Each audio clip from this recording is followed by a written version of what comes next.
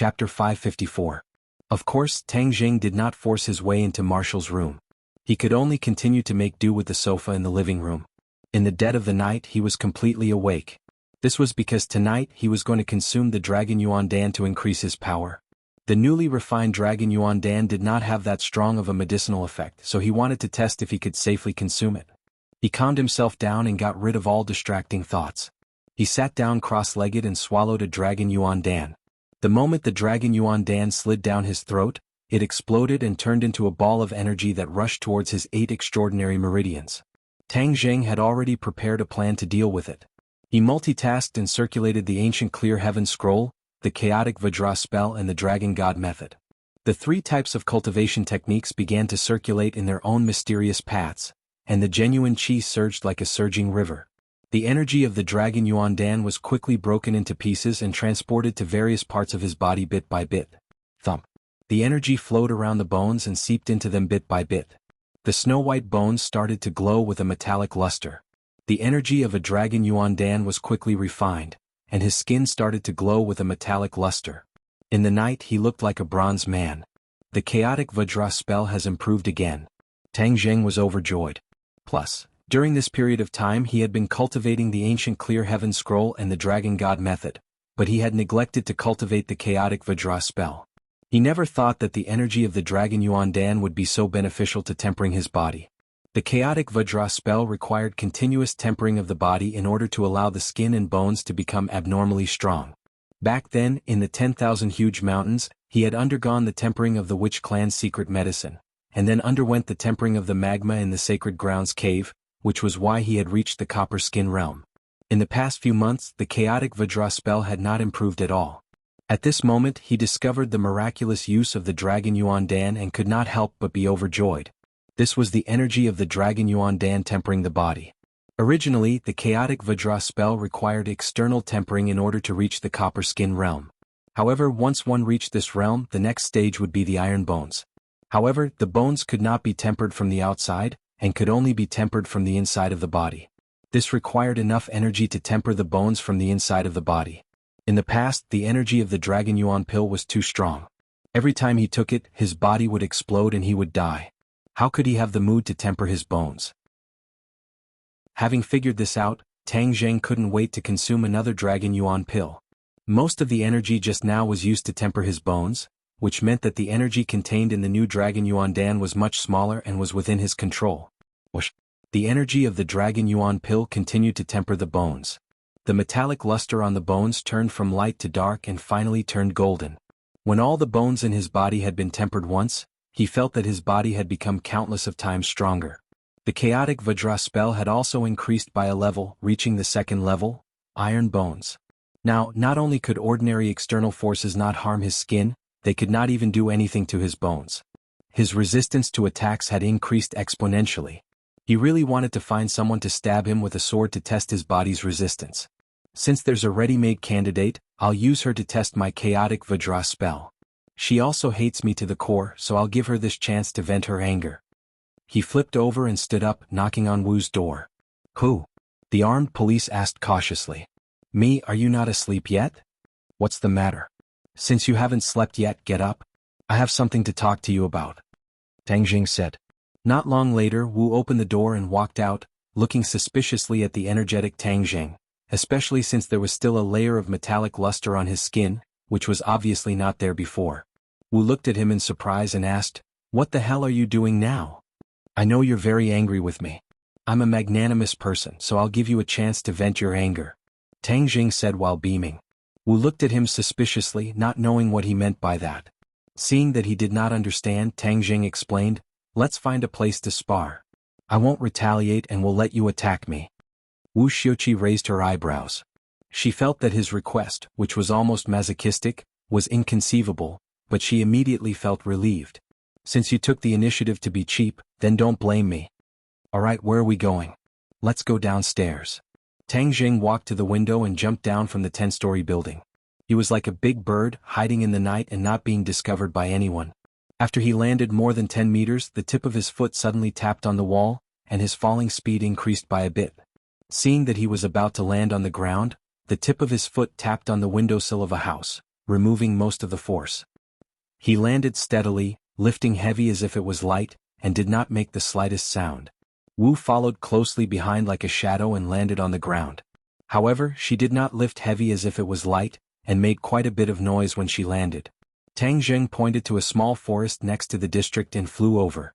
Only an afterimage could be seen flashing across the night sky.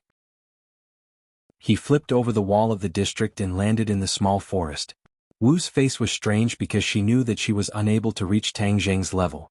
She felt helpless and unreconciled with his speed of improvement. Back then, her cultivation was much higher than his. How could she be inferior to him now?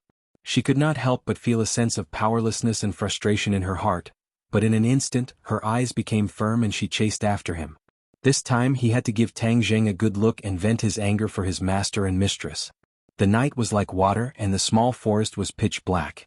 Only the occasional bit of moonlight that penetrated through the clouds allowed people to clearly distinguish their surroundings. The two of them had outstanding eyesight and were not affected by the darkness. They stood facing each other. "Use this blade to attack me. I won't fight back," Tang Jing said as he handed Wu a large blade. Wu weighed the large blade in his hand. It was indeed a sharp blade that shone with a cold light. She looked at him in bewilderment and asked again, "You really want me to attack you? If you pass this village you won't have this shop anymore. If you want to attack me in the future it won't be easy," Tang Jing provoked. "Since you're asking for trouble then I'll help you." Wu snorted and with a whoosh the broadsword slashed towards Tang Jing's chest. Bang! Tang Jing was forced back by the strong force. A crack appeared on his jacket, and his slightly golden skin was revealed. However, there was no blood, nor was there a wound. Marshall looked at this scene in shock. She had only used 30% of her strength in this slash, but she did not expect Tang Jing to not resist at all. After eating the slash he was completely unharmed. Wu also knew that there were some people in the martial arts world who practiced martial arts and boasted that they had copper skin and iron bones. However, she knew that many people were just randomly bragging. If they really slashed with a large blade they would still have to dodge. Furthermore, if they were not killed they would still lose half their lives. However, Tang Jing was obviously different from those fake masters. He really used his body to resist the blade. "No matter what kind of martial arts you cultivate, eat my second blade. Let's see if you will still be unscathed." Wu rushed forward a few steps and chopped down with the broadsword. The broadsword light lit up with a demonic red light in the darkness. Tang Jing's pupils constricted as he recognized that this was the mental cultivation method of the roaring flame blade. Normally, her hands would be used as a blade, but at this moment her inner strength was completely attached to the blade. It was as if the blade was burning, and it was much more powerful than the broadsword itself. Tang Jing did not retreat. He bent his knee backwards and supported his body. Seeing the burning broadsword approaching, he puffed out his chest. Bang! Tang Jing slid backwards, creating a gully on the ground. In the end, he broke a tree and fell to the ground with a loud bang. Wu was startled. This time she had used 90% of her strength. The power of this blade was enough to split open stones. Only then did she suddenly remember that she had used such a ruthless blade out of anger. Would Tang Jing be split in half by him? If that was really the case, then she would not be able to answer to her master and mistress. She threw away the broadsword and hurriedly rushed over, crying out in shock, "Tang Jing, how are you?" Tang Jing laid flat on the ground. The taste of this blade was not good at all. A bright red mark appeared on his chest. His clothes had been completely torn apart by the broadsword, revealing his hard chest. Fortunately, there was no blood and it did not cut through his skin. Wu looked at this scene with a dumbstruck expression and said, "I have such a powerful blade, yet you are still safe and sound?" She had always been confident in her own strength, but when she saw Tang Jing's heaven-defying ability to resist attacks, she could not help but feel a deep sense of powerlessness. Tang Jing did not look as good as he looked on the surface. Although he had copper skin and iron bones, his body still felt pain. After withstanding such a powerful attack, the muscles on his chest were almost torn apart, and the pain of his bones falling apart almost caused him to collapse. At this moment, the innate qi crazily surged in his meridians, trying to calm the heart-wrenching pain. The energy of the dragon Yuan Dan that had not been completely refined also became restless, fusing with the surging innate qi, turning into a wild horse that recklessly galloped in his meridians. Gradually, his body became incomparably hot, like a large furnace. His skin, which was originally suffused with a metallic luster, turned fiery red, and his entire body seemed to be on fire. "Damn, this is bad. I still underestimated the energy of the dragon Yuan Dan. I originally thought that there would be no problems after tempering my bones, but I didn't expect that the remaining energy would still be so powerful. Taking advantage of my weakness, it actually detonated my pure yang energy. Tang Jing did not know whether to laugh or cry. He had underestimated his opponent too much, especially during this period of time when the pure yang energy was extremely quiet, causing him to overlook this fatal flaw. This time the pure yang energy had exploded. What should he do? This was not a joke. He already felt that his body was so hot that he could not stand it anymore. The dew on the grass around him was evaporated by his heat. Hey, what's wrong with you? You were the one who told me to attack you, so you can't blame me, Marshall said.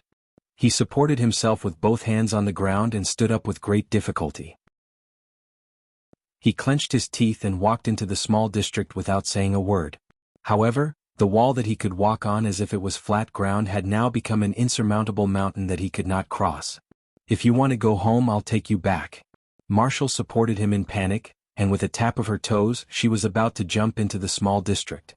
However, Tang Jing smelled a fragrance at the tip of his nose, and an unending stream of pure yin energy was transmitted from between the two's skin. It was like a drug addict who had encountered drugs, and his wolf was instantly submerged. His entire body became incomparably hot, and his hands immediately hugged her slender waist. It was unknown where he got the strength from, but he grabbed Marshall's clothes and tore them apart. With a ripping sound, Marshall's chest was torn open, and her snow-white skin was exposed. Immediately Tang Jing's eyes turned red, and like a wild beast he pounced forward. Marshall only had time to scream before she was pushed to the ground. Tang Jing, you hooligan, you're courting death. Marshall's palm slapped his shoulder, but he was completely unaware of it. He only wanted to rub each other into the other's body. Moreover, his entire body was burning hot like a branding iron. Chapter 555. Marshall finally understood Tang Jing's situation and stopped trying to push him away. She remembered her master's instructions. Staying by Tang Jing's side was to prevent the eruption of pure yang energy. Now, wasn't it time for her to use her skills? Recalling the charming scene in the 10,000 huge mountains, her heart skipped a beat as a hot and dry feeling assaulted her heart. With the sound of silk tearing, Marshall's clothes were torn open again. The white scenery immediately entered Tang Jing's eyes, causing his blood to boil. He increased the strength in his hands and firmly fixed Marshall in place. Marshall bit her lips, hesitated for a moment, and finally gave up resisting. The increasingly strong feeling in her heart caused her entire body to go limp. With a strong push from Tang Jing, she was completely lying on the ground, her clothes tattered, and the scenery was half covered and half exposed. However, she did not feel cold because Tang Jing was like a big furnace, causing the surrounding air to heat up. Moreover, no one came to this small forest in the middle of the cold night. She opened her eyes and allowed him to do whatever he wanted. Last time, Tang Jing fell into a coma, so she took the initiative. This time, Tang Jing fell into madness but did not faint, giving her a completely different feeling. That strong beast-like masculine aura caused her breathing to involuntarily quicken. Her cheeks flushed red like a ripe apple. Not long after, the two naked figures rolled on the ground, hugging each other tightly, as if they wanted to completely merge into each other's bodies. Marshall could not help but gently gasp for breath, adding a different kind of scenery to the small forest. The battle continued for a long time. Tang Jing's bravery was beyond Marshall's imagination. When she could not take it anymore and begged for mercy, Tang Jing did not seem to hear it. However, she felt his body temperature dropping and the fiery red color on his skin dimming bit by bit. Marshall clenched his teeth and stared at him bitterly, thinking, if I didn't want to save you, why would I be bullied like this? You hooligan bastard. Suddenly, everything returned to normal. Marshall laid on the ground, breathing out like orchids. Her entire body was sore and weak, without a trace of strength. Her skin had a delicate and beautiful crimson color. Tang Jing gasped for breath as he lay on her chest, dripping with sweat. His skin had already returned to normal, and his fiery red eyes gradually regained their calm. He slowly lowered his head and saw the beauty beneath him. Suddenly, it was as if a basin of cold water had been poured over him. He shivered. He had actually done that to her, and it was by force. Holy sh*t, the pure yang energy is erupting. Why am I such a beast? He wanted to cry but had no tears. This damned pure yang energy had erupted without any warning. He had done this completely out of instinct. Although he had silently cursed during the day that he wanted to break into Marshall's room and force himself on her, now that it had really happened, she was at a loss for what to do. With Marshall's temper, wouldn't he be dead for sure? She would castrate him first, then peel off his skin and pull out his tendons. He hurriedly crawled up from her body and subconsciously placed his hands on her chest. Immediately, two breathtaking softness fell into his palms, causing his heart to tremble. Wu Jiao let out a cry as her eyes widened. Tang Jing hurriedly explained, "I'm sorry, this was not intentional. I had no intention of doing it just now. It was completely out of instinct to save myself." Seeing him lose his head out of fear, Marshall also calmed down. She once again returned to her ice-cold appearance and said, "You yourself said it was instinct. It can be seen how bad your nature is." Tang Jing did not care about these words and said, "I promise there will never be a next time. As the saying goes, things do not happen more than 3 times. He had already done it with her twice. If there really was a third time, he really did not dare to imagine what it would be like. Marshall did not believe his promise. However, seeing him lose his composure, a thought appeared in her mind. It seems that he is quite cute like this. But she immediately threw this absurd thought out of her mind. She only had sex with him because of Master's orders. There is absolutely no other reason. Just now, my situation was very dangerous. After all, you saved me. You have saved my life. If you have any requests, I will definitely satisfy them." Since things had already come to this, he could only do his best to make up for it. Tang Jing was not the kind of person who would pull up his pants and not admit it. That kind of man was too irresponsible and was no different from an animal. Marshall had an idea and asked, "You really want me to make a request?" Tang Jing nodded his head heavily, "Of course." "All right, forgive Master and Mistress," Marshall said. "Forgive them?" Tang Jing was startled. He did not expect her to make such a request. "If you don't agree, right? I think you are just a person who goes back on his words. Leave my body and scram," Marshall angrily shouted. Tang Jing was hesitant. Seeing her angry appearance, he advised, "Make another request." "This is my request. Whether you agree or not is up to you," Wu snappily said as she grabbed her clothes and put them on. Unfortunately, her clothes had already been torn apart, revealing her body. It was faintly discernible, which was even more enticing than not wearing any clothes. She took large strides towards the small district. She wanted to jump over the wall, but when her toes touched the ground, her legs went limp and she staggered towards the wall. Tang Jing cried out in alarm. He immediately rushed over and hugged her. With a tap of his foot, the two of them flew over the wall and landed firmly on the ground. Tang Jing tightly hugged her slender waist. His palm felt a soul-stirring softness. Marshall's face flushed red. She pushed him away and scolded, "I don't want you to be hypocritical. In any case, you have a heart of stone. You are not even willing to forgive your own parents. Although they are my biological parents, they did not fulfill any of their parental responsibilities. How can I not be angry?"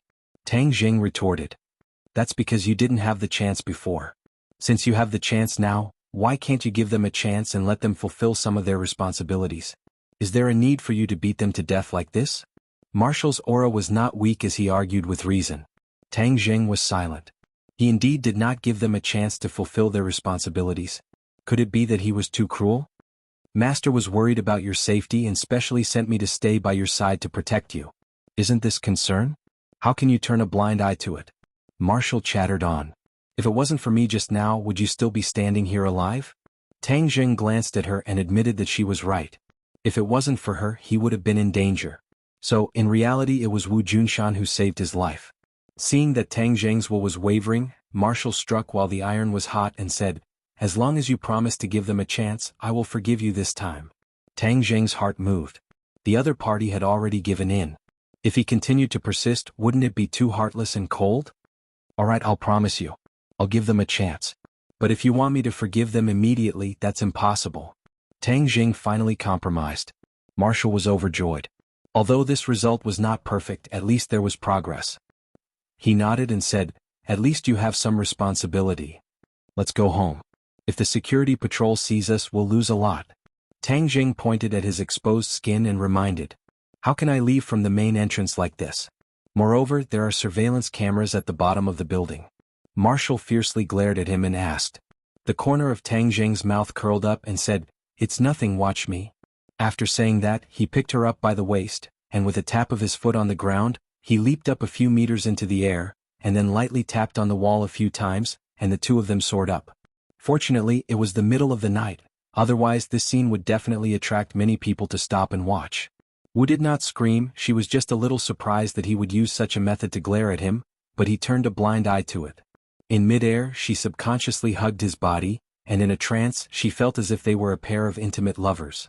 She subconsciously shook her head and hurriedly got rid of this absurd thought. She adjusted her rapid breathing and quietly felt this different feeling. Since she was young, although she had come into contact with a lot of people of the opposite sex, they were all disciples of the martial sect.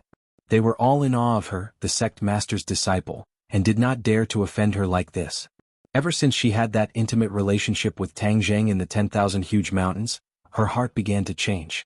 Originally, the feeling between men and women was like that, but this time the feeling was completely different, as if she had peeked into another wonderful world. At this moment, lying in Tang Zheng's arms, a strong sense of security filled her heart. She knew that this arm was a strong safe harbor, and any wind or rain would be blocked outside. Suddenly, a complicated thought arose in her heart. She could not help but be a little envious of Fang Shishir, because she would often lean on this arm and ignore all the wind and rain outside. Bang! Tang Zheng's feet lightly landed on the ground. Wu Ruming woke up and immediately suppressed the complicated thoughts in his heart. He jumped down from her arms and rushed into the bedroom as if he was flying. Seeing her fleeing in panic, Tang Zheng smiled bitterly and rubbed his nose. Was he that scary? It was as if she couldn't wait to escape from the claws of a devil. He shook his head, not bothering with these messy thoughts. He calmed his mind and carefully investigated the situation in his body. After that dangerous scene just now, other than being intimate with her, his gains were not small either. Other than the breakthrough of the chaotic Vajra spell, his cultivation had also reached the 7th stage of the Anidia realm after the final moment of the harmony of yin and yang. Looking at the surging innate qi in his body, Tang Zheng was overjoyed. The Dragon Yuan Dan was indeed useful, and he had taken too much of a risk previously. It seemed that he could not take 2 pills at once in the future. 1 pill at a time was the most suitable. Not only could it increase his innate qi, it could also temper his body, and it could also prevent the eruption of the pure yang energy. Chapter 556. Train Station. During the Spring Festival there was a huge flow of people. On the 3rd day of the new year, there were already migrant workers traveling far away by car. Tang Zheng and Marshall stood at the exit of the station, looking at the bustling passengers walking out. Marshall's tall and slender figure made the others pale in comparison, especially the few girls who avoided her from afar. Because standing near her was too stressful. Marshall was very tall with a pair of straight and slender legs. Her figure was comparable to that of a professional model, and her beautiful face, all of which were quite lethal weapons. In any case, many people were secretly looking at her. Marshall's eyes looked at his nose looked at his heart and was indifferent to all of this. Just like Tang Zheng, he also looked at the exit, curious as to who exactly he was waiting for. Suddenly the crowd surged. The train arrived at the station and the passengers exited. Tang Zheng's eyes widened as his gaze wandered through the crowd. Suddenly, his pupils constricted as he locked onto a group of people and quickly walked forward to welcome them. Wu followed closely behind and looked in his direction. Immediately she saw her target, and it was someone she knew, Yi Yuan. Beside Yi Yuan were 20 to 30 powerful clansmen, and the nearby tourists all avoided them. It was obvious that this group of natural warriors was emitting an aura that no one could enter. Aura. Tang Zheng and the rest also saw Tang Zheng. They quickly walked forward with great momentum, and then stood in front of Tang Zheng at the same time, all of them standing straight like javelins as if they wanted to pierce through the heavens. Everyone looked sideways, guessing who this group of people were. The group of people bowed towards Tang Zheng at the same time, and respectfully called out, "Greetings, Lord Envoy." What? Lord Envoy? Many people rubbed their ears, thinking that they had heard wrongly. Could it be that they were filming a movie? But there were no cameras around. Tang Zheng did not want to be surrounded by onlookers, so he immediately waved his hand and said, "No need to be so polite, let's get on the carriage and go back first." "Yes, sir." Everyone accepted the order in unison. Tang Zheng was helpless. His prestige in the shaman tribe had already been deeply rooted in his bones, and now he was probably even more prestigious than the elders of the shaman tribe. It would not be easy to make them not follow the rules and salute him. However, what made him very gratified was that the strength of this group of people had obviously improved a lot. Back then, They were restricted by a mysterious restriction in the 100,000 mountains and could not practice cultivation methods. But now, they were all cultivators, and the weakest was at the foundation establishment stage, which was equivalent to an acquired warrior. The strength of these 30 Hotian warriors could not be underestimated. Back then, Tang Zheng had taken a long time to reach the foundation establishment stage, but these witch warriors were able to reach this stage so quickly, it was enough to show the innate talent of the witch tribe. In fact, there was a reason for this. Although the shamans were unable to cultivate in the past, they lived in the mountains all year round and had been tempered by the various secret medicines of the elders. Their strength was not weak and their bodies had long stored a huge amount of treasures. Amongst them, Yi Yuan's cultivation speed was the most terrifying. Right now, he had already reached the 9th stage of the foundation establishment stage, and was only a step away from the Anidia realm. Wu Yi looked at them suspiciously, not knowing why Tang Zheng had summoned all these people over with such great momentum. However, she was used to watching and listening less, so she just watched silently. The few of them boarded a bus and an off-road vehicle that they had prepared beforehand. Tang Zheng personally drove the off-road vehicle, causing Yi Yuan to be overwhelmed by the favor and almost not dare to sit on it. "Ah Yuan, it's been hard on you all the way," Tang Jing said. Yi Yuan hurriedly said, "Lord Envoy, it's not hard for us. Everyone is too happy to see you again. The day before yesterday when we received your notice, we immediately set off and crossed the border. Because we did not have any identity and the inspection for taking a plane was too strict, taking a train was much easier, we snuck into the train station and took the train to Chongqing City. I wonder if this delayed Sir Envoy's plans?" Tang Jing laughed and said, "Don't delay, my matters are not that urgent, I did not expect you all to come so quickly." The elder was afraid that he would delay Lord Envoy's grand plan, so he urged us not to delay in the slightest. "Is the elder all right?" Yi Yuan's face revealed a look of joy and said, "Elder is very good, now that he has entered the fasting period. According to what Senior Tian Chanzi said, the potential that the elder has accumulated for most of his life has not completely erupted, so his cultivation in the future can only be higher." The corner of Tang Zheng's mouth raised and said, "Oh, then I really have to congratulate Elder. Alright, how is Tian Chanzi's cultivation?" On the phone, he kept hemming and hawing, unwilling to talk about it in detail. Yi Yuan shook his head regretfully. "Senior Tian Chanzi's cultivation is unfathomable, he did not tell us, so we have no way of knowing." Tang Zheng said that this old fellow was still playing a game of secrecy with him. The next time he saw him he had to make things clear. This fellow used to be a cultivator of the Yuanying realm. He did not know when he would be able to completely recover his cultivation, and at that time, his side would be even stronger. However, although Tang Zheng could contact Tian Chanzi, if there was nothing important he would definitely not contact him. This was because he was afraid that if he contacted him too frequently, he would expose the other party's exact location. Now that technology was so advanced, if the mysterious power in his hands was completely investigated, it would not be good for him. However, this time he had allowed the witch clan to return to their country due to many considerations. Firstly, he needed people who were strong enough and trustworthy to stay by his side to deal with all kinds of possible dangers. Secondly, his identity as a cultivator had already been exposed, and the existence of the witch clan was no longer a secret. Since everyone knew about it, why not openly pull it out and let everyone see the strength of the witch clan in him? This way he would be able to shock the younger generation. This was his idea of benefiting from being big and strong. His strength was not only reflected in his business empire, but also in his martial strength. Not only was it a person but also the powerful martial strength in his hands. This way, in the future, if a small fry like the dragon group wanted to deal with him, they would have to weigh their own weight. Thirdly, the sorcerer tribe lived in the mountains and forests all year round, isolated from the rest of the world. Although they had been training in the mortal world during this period of time, how could a small border country be compared to a big country like Wuxia? In their own country they would receive more challenges. This way they could quickly strengthen their foundation and increase their strength. Aren't you afraid of becoming the target of public criticism when you let so many cultivators appear at the same time? Wu finally could not help but ask. The corner of Tang Zheng's mouth curled up and he laughed.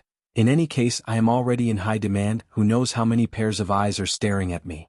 Since that's the case, then let's play a big game and let them see more cultivators." Moreover, the martial sect is in chaos, so they should not have the time to care about the cultivators. The internal strife in the martial sect had undoubtedly given him a chance for the cultivators to take a breather. Wu shook his head. You are too risky. You forgot what Mistress warned you. They suspect that there is another mysterious power behind the martial sect in Li Palace. This power has never appeared. I'm afraid they don't have much of a good impression of cultivators. Tang Zheng's heart trembled, then he shook his head. If we blindly fear wolves and tigers, then what great things can we do? Sometimes we can't have too many misgivings. We have to take advantage of the momentum and see how far we can go. Frisky. Wu curled his lips and commented, obviously not agreeing with Tang Zheng's point of view. Hearing that, Yi Yuan firmly stood on Tang Zheng's side and said sonorously, we Witch clan warriors will follow Lord Envoy's lead. We believe in Lord Envoy's decision. Stubborn. Marshall said disapprovingly. Thinking about that mysterious and unfathomable power, Tang Zheng frowned and asked, aren't there 3 big mysterious organizations in this world? Martial Sect, Li Palace and Azure Dragon Palace. Why have I never heard you mention the Azure Dragon Palace? Wu's expression changed slightly as he said in a deep voice, the Azure Dragon Palace is the most mysterious of the 3 great organizations. I heard from Master that even he did not know much about the secrets of the Azure Dragon Palace, and only heard from word of mouth that there was such an organization in this world that was as famous as the Martial Sect and the Li Palace.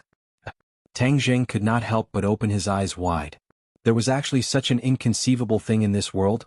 Even Wu Junshan did not know about the Azure Dragon Palace that was as famous as the Martial Sect. Why did it sound like a lie? But looking at Wu's expression, it was obvious that he was not lying. Could it be that the Azure Dragon Palace was really so mystical that it could escape the eyes of the Martial Sect? Could it be that this Azure Dragon Palace disappeared a long time ago? Tang Zheng let his imagination run wild. Impossible. Although no one from the Azure Dragon Palace has appeared before, this organization definitely exists. It's just that it's too mysterious. Maybe it's hidden in the city or maybe it's right beside you and me. Tang Zheng laughed out loud. How was this possible? A mysterious organization existing in the streets was like a fantasy.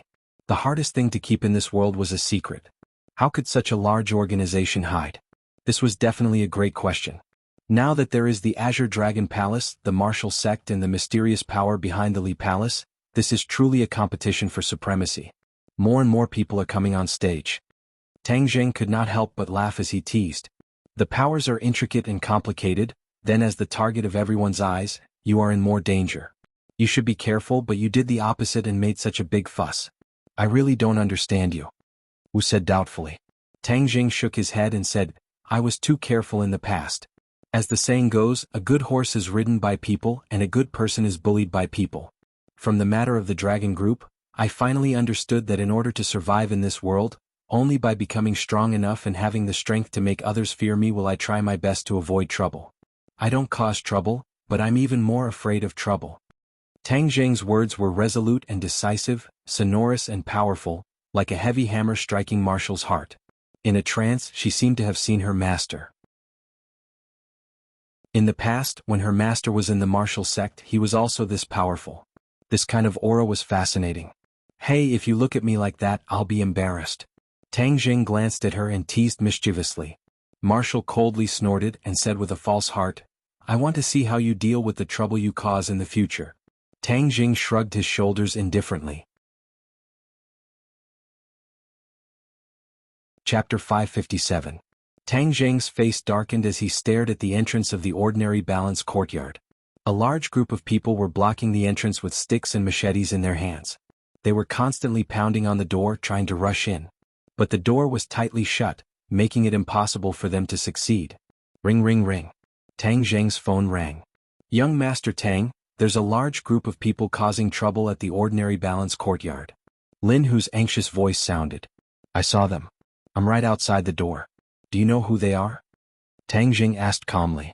I saw a few familiar faces in the crowd. I've seen them before in the provincial capital, Jade Sand. They're people from the Jade Sand Path. Lin Hu analyzed. People from the Jade Sand Path? Tang Zheng frowned. He had always been in the ordinary balance courtyard and hadn't gone to Jade Sand to cause trouble. Why would people from the Jade Sand Path block his door? Don't worry. With me here, these people won't be able to cause any big waves. Tang Zheng said. Yes, then we'll open the door immediately and meet you. In fact, the guards of the ordinary balance courtyard had been cleared out in the past few days. The security of the ordinary balance courtyard was in a state of emptiness. Fortunately, No one dared to cause trouble in the ordinary balance courtyard, so it was safe and sound. But he didn't think that the people from the Jade Sand Path would rashly come. Lin, who originally wanted to talk to them, but these people didn't have good intentions. These people didn't want to talk to him at all. Seeing that the situation wasn't good, in order to prevent the guests and staff of the ordinary balance courtyard from being hurt, he made a prompt decision to close the door. Hearing that young Master Tang was outside the door, Lin, who finally let out a sigh of relief and hurriedly comforted the guests. Tang Jing had already gotten out of the car. The 30 witch warriors also got out of the car one after another. They curiously looked at the crowd surrounding the door and making a big fuss. Although these people were very loud, they were only shouting loudly. They kept slamming and pushing the door trying to break in. However, the door was very sturdy and they couldn't break it in a short time. Tang Jing walked toward the door step by step. Suddenly his phone rang again. This time it wasn't Lin Hu but Fire Phoenix. Today, Fire Phoenix wasn't at the ordinary balance courtyard. Instead, she was inspecting the situation at several clubs. Unexpectedly, she also encountered troublemakers. Furthermore, all of their properties were attacked by unknown enemies. Without a doubt, these thugs were in cahoots with this group of people. It was truly a big deal. In the ordinary balance domain, it was impossible to find so many people who dared to oppose Tang Jing. Only the Jade Sands domain dared to be so unbridled. Crossing the river, I'll turn you into a drowned bug later, Tang Jing said with a gloomy face. The corner of Marshall's mouth hooked up. Looking at the thugs who didn't know that a great disaster was about to befall them, they couldn't help but feel sad for them. These people didn't even know the background of their opponents, yet they still dared to rashly charge forward. They were simply born to be cannon fodder. Marshall walked to the periphery of the crowd and patted the shoulder of a person who was shouting non-stop, saying, "Make way." That person turned his head and glared at Tang Jing, saying, "Brat scram. Do you believe that I won't beat you up?" Tang Jing's thick eyebrows twitched as he sent out a slap. Pop. That person was like a spinning top, continuously spinning on the spot before finally crashing to the ground. The others immediately noticed the clues and turned their heads at the same time. They angrily stared at Tang Jing and roared, "Brat, where are you from? You dare to hit our people, are you looking for trouble?" Tang Jing looked at the other party and asked coldly, "Who sent you here?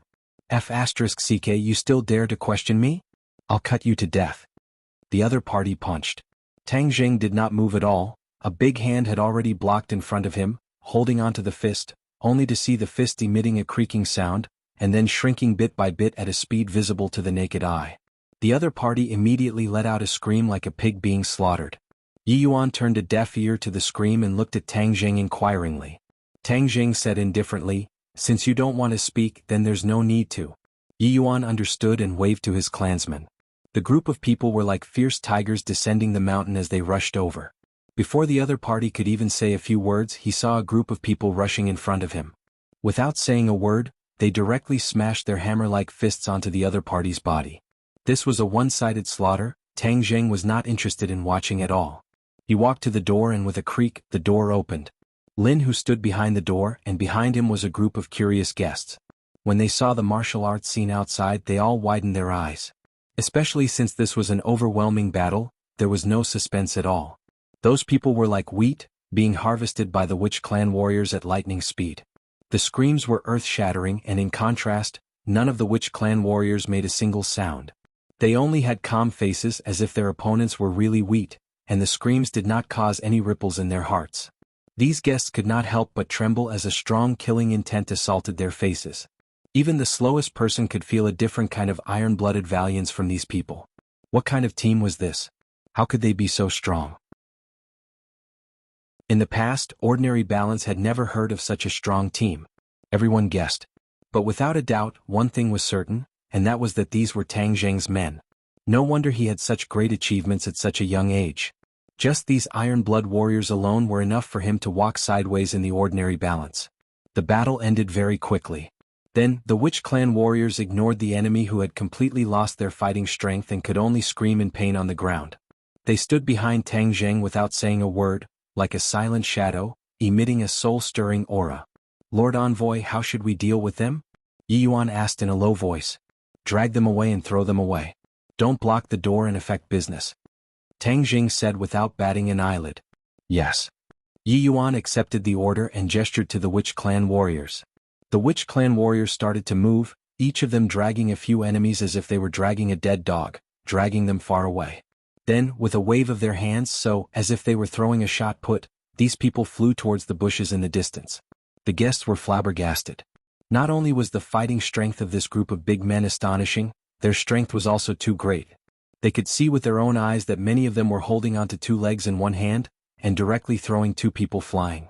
2 people, 300 kilograms of weight, to them, seemed to be insignificant. This scene was too impactful. They had no choice but to reevaluate Tang Zheng. This person was even more powerful than they had imagined. Many people had already secretly made up their minds that they would definitely not be enemies with him in the future. If they could cooperate with him, there would definitely be great benefits. At this point, the influence of the Dragon Group's harsh attack on Tang Zheng's industry gradually disappeared. "I'm sorry to disturb everyone's mood." Tang Zheng smiled at the crowd and said. Everyone immediately waved their hands and laughed. "Young Master Tang is too serious. Today we have a feast for our eyes. It should be our fortune to be able to enjoy such a good show." The others nodded in agreement. If they had not seen this scene with their own eyes, many people would not have been able to truly experience Tang Zheng's strength. If they were to do something stupid in the future, then the gains would not make up for the losses. Tang Zheng smiled and nodded, his gaze turning to a sports car by the roadside in the distance. Sports cars were not rare in the ordinary balanced courtyard, but this sports car had been parked by the side of the road ever since Tang Zheng got off the car, forming a stark contrast with the other cars parked in the parking lot. Although the glass of the sports car was blocked, Tang Zheng could still vaguely see that there was someone in the sports car. Thus he strode towards the sports car. Vroom. The roar of the engine suddenly sounded as the sports car started. It roared like a wild beast and suddenly turned around, fleeing the way it came. The guests were disappointed, thinking that the one sitting in the sports car must be the leader. If it ran away just like that, then they would not know who the mastermind behind the scenes was. But how could Tang Zheng let the other party run away so easily? He coldly snorted and directly walked to a row of iron fences. He casually pulled out an iron rod from the soil. Under the suspicious gazes of the crowd, Tang Zheng roared, "Stop for me!" Whoosh! The iron rod left his hand like a sharp arrow and went straight to the sports car. "Wow!" The crowd immediately exclaimed. This scene was really beyond everyone's expectations. Tang Zheng actually used an iron rod to block an arrow. How could it catch up with the sports car that was like an arrow leaving the bow? While everyone was still doubting, the iron rod swept across the sky and caught up with the sports car. Bang! The high-speed sports car was pierced through by the iron rod, and the iron rod pierced deeply into the sports car.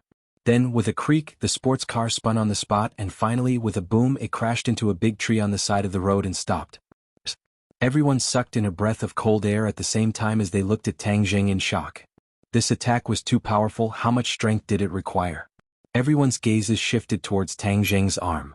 This pair of arms that were no different from a normal person's actually contained such a powerful explosive force. It was truly terrifying. A heart-wrenching and lung-splitting scream came out from the sports car, and it was even screaming for help. "Capture him," Tang Zheng said indifferently. Yi Yuan's feet slipped, and like a gust of wind, he arrived in front of the sports car in the blink of an eye. He grabbed onto the deformed door and fiercely pulled, causing the metal door to creak, and then was directly torn off from the body of the sports car. A person was dragged out of the sports car by Yi Yuan like a dead dog, and then dragged all the way towards Tang Zheng. Boom! The sports car exploded, turning into a ball of flames that soared into the sky, shocking everyone to the point that their hearts trembled. Yi Yuan threw the captive heavily onto the ground. The other party was gasping for breath as he lay in front of Tang Zheng in a sorry state. Tang Zheng squatted down and grabbed the other party's hair. A familiar face appeared in front of his eyes. It's actually you." Tang Zheng was extremely surprised.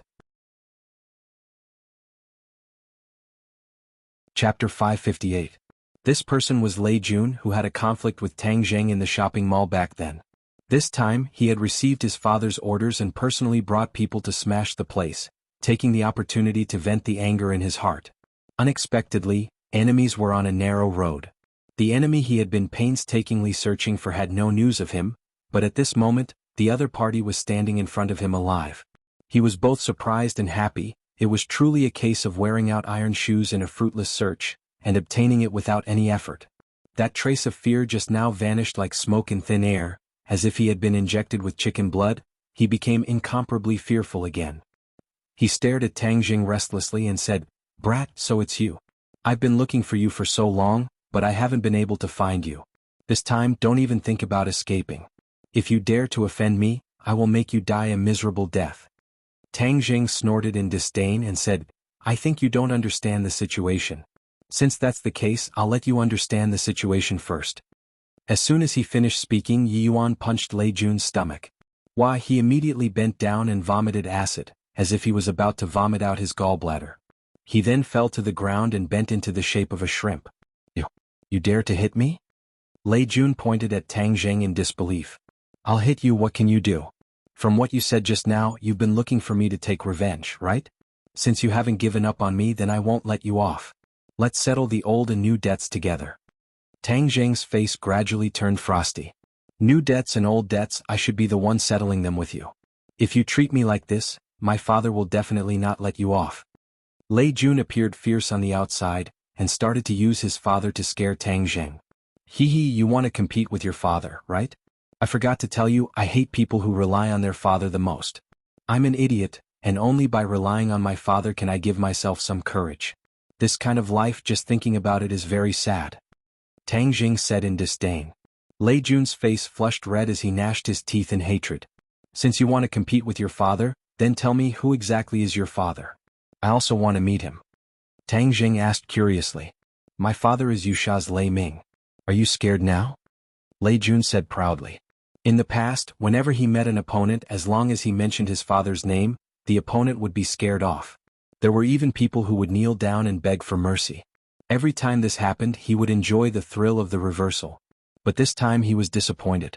Tang Jing had no reaction to the name at all. Instead, he said to himself, who is Lei Ming? How come I've never heard of him? You've never heard of it before? Impossible. Lei Jun cried out in disbelief. Almost all the reputable people in the province knew of Thunder Cry's great name. This person actually said that he didn't know of him, it was too absurd.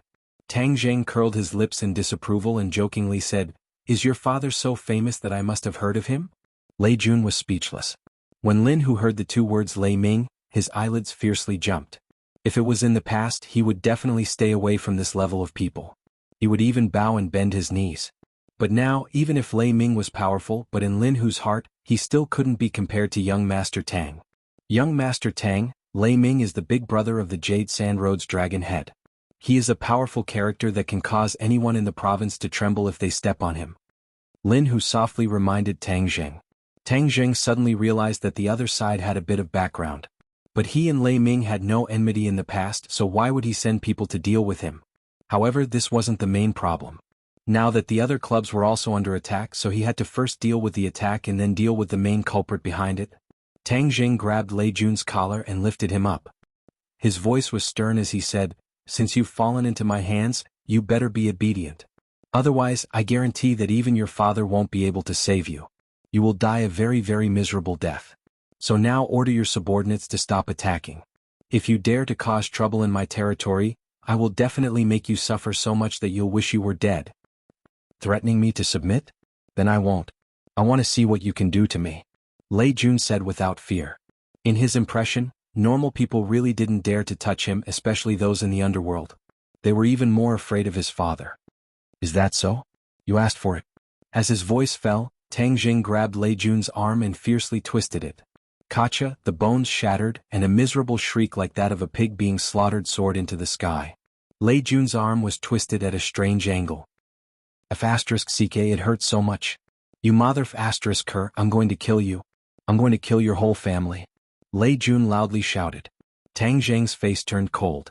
In this life, the people he hated the most were those who threatened his family. He grabbed Lei Jun's shoulder and moved his fingers. Kacha, the bones in Lei Jun's shoulder were all crushed. Immediately, Lei Jun's scream became louder and louder. In the end, it turned into a hoarse whimper.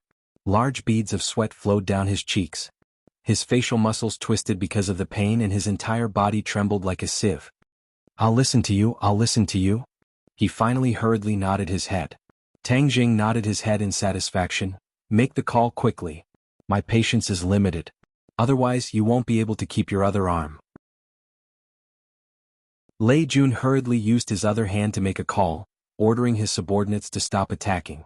When the guests saw this scene, many of them felt their legs go weak and almost fell to the ground. They all looked at Tang Jing in disbelief, not knowing how he could be so calm at such a young age. The storm had come to an end, but it did not stop. Tang Jing called out to Lin Hu to entertain the guests, then waved his hand, allowing Yi Yuan to escort Lei Jun into the carriage. Lei Jun was about to faint from the pain. He kept begging to be sent to the hospital, but Tang Jing turned a deaf ear to him and asked, "Why is your Lei family targeting me? I have no enmity with you, right?" Lei Jun already understood that although Tang Jing looked kind, he was definitely not a good person. Thus, he did not dare to hide anything and betrayed Qin Lao like a bamboo tube spilling beans. Tang Jing's eyes flashed with a cold light as he muttered to himself, "So it's this old fellow. He really doesn't change his nature. Where is he now?" Tang Jing had the intention to kill Qin Lao. Since his opponent did not know what was good for him, and being remembered by such a person was not a good thing, he might as well cut the grass and get rid of the roots. At the same time, he could also test the attitude of the Song family. "Take me to see him." "Yes, no problem, but can you send me to the hospital first? I'm going to die of pain?" Lei Jun begged for mercy with snot and tears. He finally understood the pain of those people who had been stepped on by him in the past. "You wish." Of course, Tang Jing would not let the other party escape. He tapped the other party's body a few times with his finger, and the feeling that entered his heart actually eased a lot. Lei Jun looked at him in disbelief, not knowing what kind of method he was using. In fact, Lei Jun was also a martial artist, but he was not as good as Huang Ziang. Relying on his father, he ate, drank, and played all day long. He was ignorant and incompetent, and his martial arts were almost completely wasted. That was why he was so useless. At this moment, he placed his only hope on his father. Since these people wanted to find his father, he would wait for his father to personally deal with them, and then he would take revenge. Tang Jing did not care about his little thoughts. He suddenly remembered the celebrity called Lu Yanran, so he casually asked, "Wasn't there a celebrity with you last time? How is she?" A trace of anger flashed across Lei Jun's face. He gritted his teeth and said, "That bitch ran away. Damn, she really thinks she's so powerful. Next time when she comes back, I will definitely deal with her." She's a celebrity. Can you deal with her? So what if she's a celebrity? Nowadays there are so many celebrities with a price tag. As long as you have money, what kind of celebrity can't you play with? Lei Jun disagreed. Clearly he was speaking from his experience. In the past he had dealt with many so-called female celebrities. Tang Jing sighed inwardly. The entertainment circle was dirty and messy. Fortunately, Ling Er was in his company, so there wouldn't be such a foul atmosphere. But if anyone dared to have any ideas about Ling Er or force her to do something against her will, he would definitely stand up and not let them off easily. The two vehicles sped as they arrived at the highway in a short while and headed towards Jade Sand City. But when they reached the highway, Lin Hu chased after them. He knew Tang Jing's temper. Since Lei Jun dared to come here, then he would definitely not let this matter go. But the other party was Lei Ming after all. What if they couldn't get any benefits by coming to the other party's territory? Lin Hu could not afford to make any mistakes, so he hurriedly dealt with the matters of the ordinary balanced courtyard and chased after them without stopping. Thus, Lei Ming was escorted to the bus. Tang Jing, Wu Yiyuan and Lin Hu sat on the carriage. Lin Hu became the driver, and as he drove he said, "Young Master Tang, even if you go find trouble with Lei Ming, you can't be too anxious. Otherwise, if you don't prepare enough, all 30 of us might be annihilated." Lin Hu believed that Tang Jing would definitely be able to defeat Lei Ming.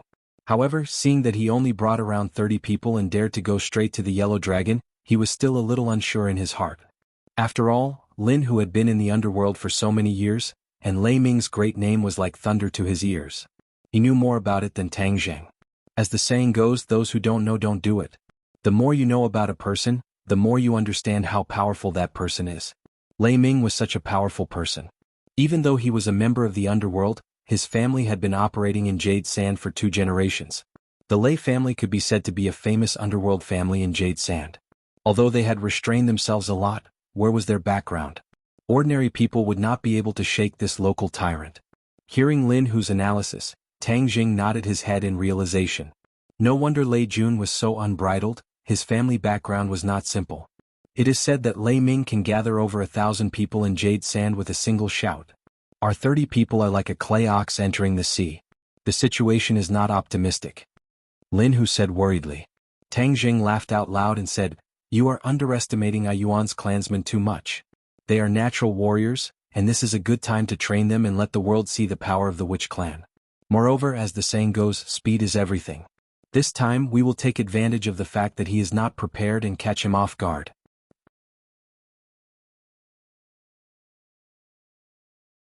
Chapter 559. The Jade Sand City was bustling with activity. Once they got off the highway they could feel the bustling atmosphere.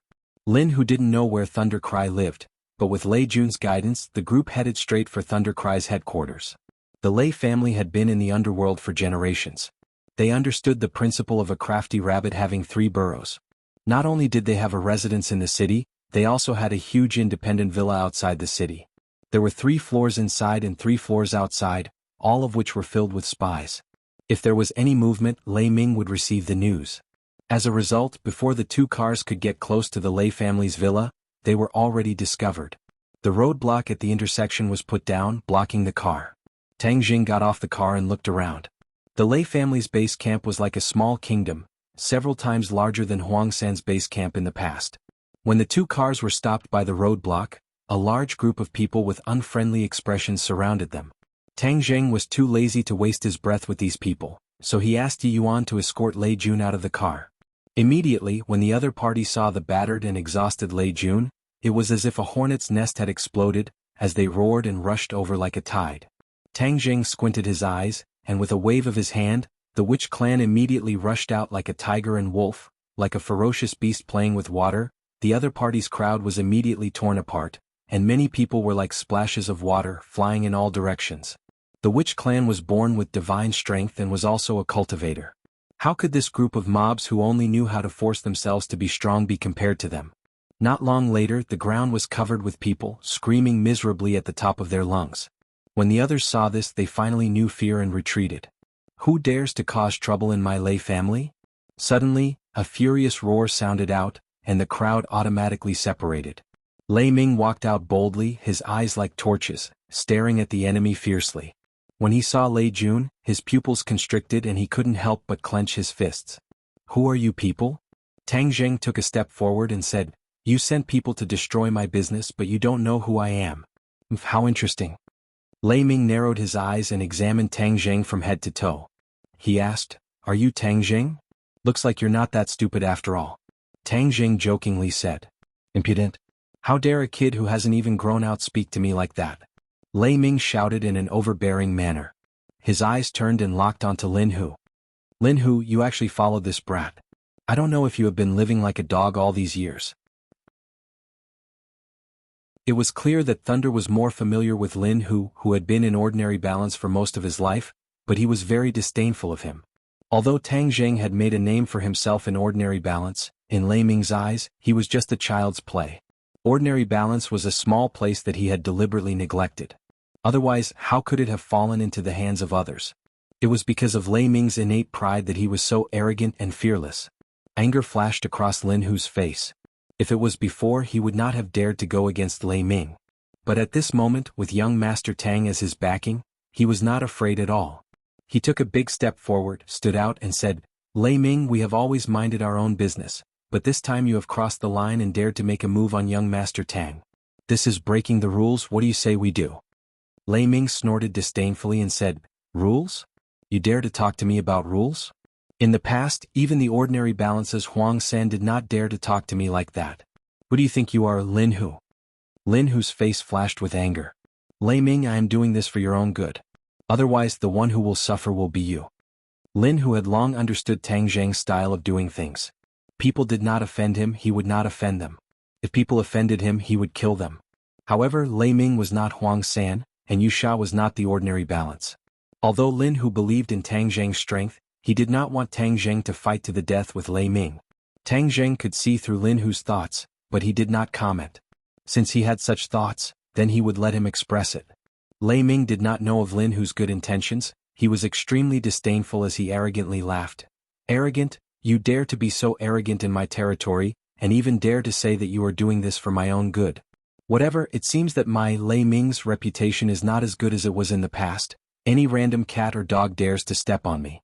Today I will use your deeds to tell others that in this place I, Lei Ming, have the final say. Lin Hu helplessly shook his head. The other party was stubborn and treated his good intentions as bad intentions. Since that was the case, then there was nothing to talk about. Otherwise, it would be a waste of Tang Zheng's prestige. Lin Hu took a step back and respectfully stood behind Tang Zheng, not saying another word. This result had long been within Tang Zheng's expectations. These stubborn old men would not listen to Lin Hu's words. Tang Zheng leisurely walked forward and said softly, "I hate threats the most. Since you have threatened me, then I will definitely not turn a blind eye to it. I must prevent this kind of thing from happening again. However, if you tell me where Qin Lao is, then I will let you die a little faster." Lei Ming looked at Tang Zheng in disbelief. Was this brat talking about fantasy? How could he say such shameless words? Lei Ming was stunned for a long time before bursting into laughter. Even his subordinates were laughing. Some of them were laughing so hard that they could not straighten their backs. This was too funny. They had never seen such a reckless person. You want to find Qin Lao? You are not qualified. You want to kill me? Then I will send you to hell first. Lei Ming's face darkened like 10,000 years of ice. He waved his hand and said, "Get rid of them all. Don't leave a single one alive." Tang Zheng also frowned and said, "One is not enough. It's ruthless enough as expected of you running amok in Yusha for so many years. Since you want to start a massacre, if I don't return the favor, wouldn't that be too rude? Ah Yuan, get rid of Lei Jun." Yi Yuan did not hesitate to grab Lei Jun's neck. Lei Jun immediately rolled his eyes and could not breathe. Seeing that his son was in danger, Lei Ming was unable to restrain his anger and roared, "Kill him and save my son." Ka. The sound of gun bolts being pulled rang out, and a dozen or so people jumped out from behind Lei Ming. Each of them had a pistol in their hands, and this was one of Lei Ming's killing moves, a group of death warriors raised by the Lei clan. This group of people could be called sharpshooters, and it was unknown how many lives they had taken. Many of Lei Ming's enemies had already died at their hands. At the same time they fired, their feet did not stop as they quickly approached in an attempt to save Lei Jun. Kill. Tang Zheng did not retreat an inch. Instead, he took the lead and with a loud roar, he soared into the air and dodged the bullets. The War Soul Sword was already in his hands. The War Soul Sword had long been thirsty to drink human blood. Today it was just the right time to use these people as sacrificial offerings. With a flash of the blade, Tang Zheng had already pounced in front of the death warrior. With a wide swing of his sword, the pistol in one of his hands broke into two pieces, but the opponent's reaction was also very fast. With his other hand he also took out a gun and aimed it at Tang Zheng and pulled the trigger. The opponent was actually able to shoot left and right. Both of his hands could use the gun, and his marksmanship was extremely accurate. The War Soul Sword crossed his chest to block, clang clang clang, the golden bullet struck the sword, but did not injure Tang Zheng in the slightest. How could Tang Zheng allow the opponent to suppress him like this? With a flash, he moved away from the muzzle of the gun, and the War Soul Sword fell from the sky. Poochie, the opponent's two arms were cut off, blood splattering everywhere. Tang Zheng kicked the opponent in the chest and the opponent flew backwards. All of this seemed complicated, but in fact, it all happened in a split second. Seeing the bullets flying towards him, Yi Yuan grabbed Lei Jun and used him as a shield, blocking in front of him. Piu, blood splattered everywhere, and Lei Jun immediately turned into a hornet's nest, dead to the point that he couldn't be any more dead. Lei Ming's eyes nearly popped out of their sockets when he saw this. He roared, "My son, kill them all. Avenge my son. Don't leave a single one alive. Kill them all. Kill their families too. Cut the weeds and dig up the roots. Leave no one alive." Immediately, the faces of the death warriors became even colder, as if they were facing death, and the speed at which they pulled the trigger became even faster. The Witch Clan warriors did not sit still and wait for death. They followed behind Tang Zheng and shuttled through the rain of bullets. The bullets brushed past their bodies, but their expressions did not change, as if the bullets were just small stones that they did not put in their eyes at all. The Witch Clan warriors already knew the power of guns and cannons, so of course they would not foolishly use their bodies to block them. Although they had all cultivated the primal Chaos Vajra spell, they would not take the risk of using their bodies to block the bullets. On the other hand, Wu was the calmest. She knew very well that these people could not harm Tang Zheng at all, so she crossed her arms and calmly watched as Tang Zheng charged forward. Occasionally, one or two bullets would fly towards her, but she would only slightly move her body to dodge them. Everyone was shocked when they saw that this tiger-like army was actually not afraid of the lethality of the bullets. If it was just one person, it would not be enough to be afraid, but the key was that all 30 of them were the same. This rainbow-like aura was even more frightening than those death warriors. The moment the bullets finally changed the stretcher, the Witch Clan warriors took advantage of this gap and swung out their fists like iron hammers, smashing into the temples of these people. With a muffled bang, not only did people fall down, there were also people who fell down. These warriors, who had been fighting ferocious beasts in the forest all year round, every move was a killing move. There were no extra movements at all, and they were as smooth as flowing water. They were filled with the violent beauty of iron and blood, causing people to be shocked to the core. However, their attacks had one thing in common, and that was that their movements were relatively single. Furthermore, everyone's movements were completely different. It was obvious that they were not the moves of the system, but the moves that they had figured out in practice. This was the weakness of the Witch Clan. Although they could cultivate, the Primal Chaos Vajra spell was a cultivation technique that tempered the body, not a technique. Therefore, although their cultivation was not low, their techniques were still weak.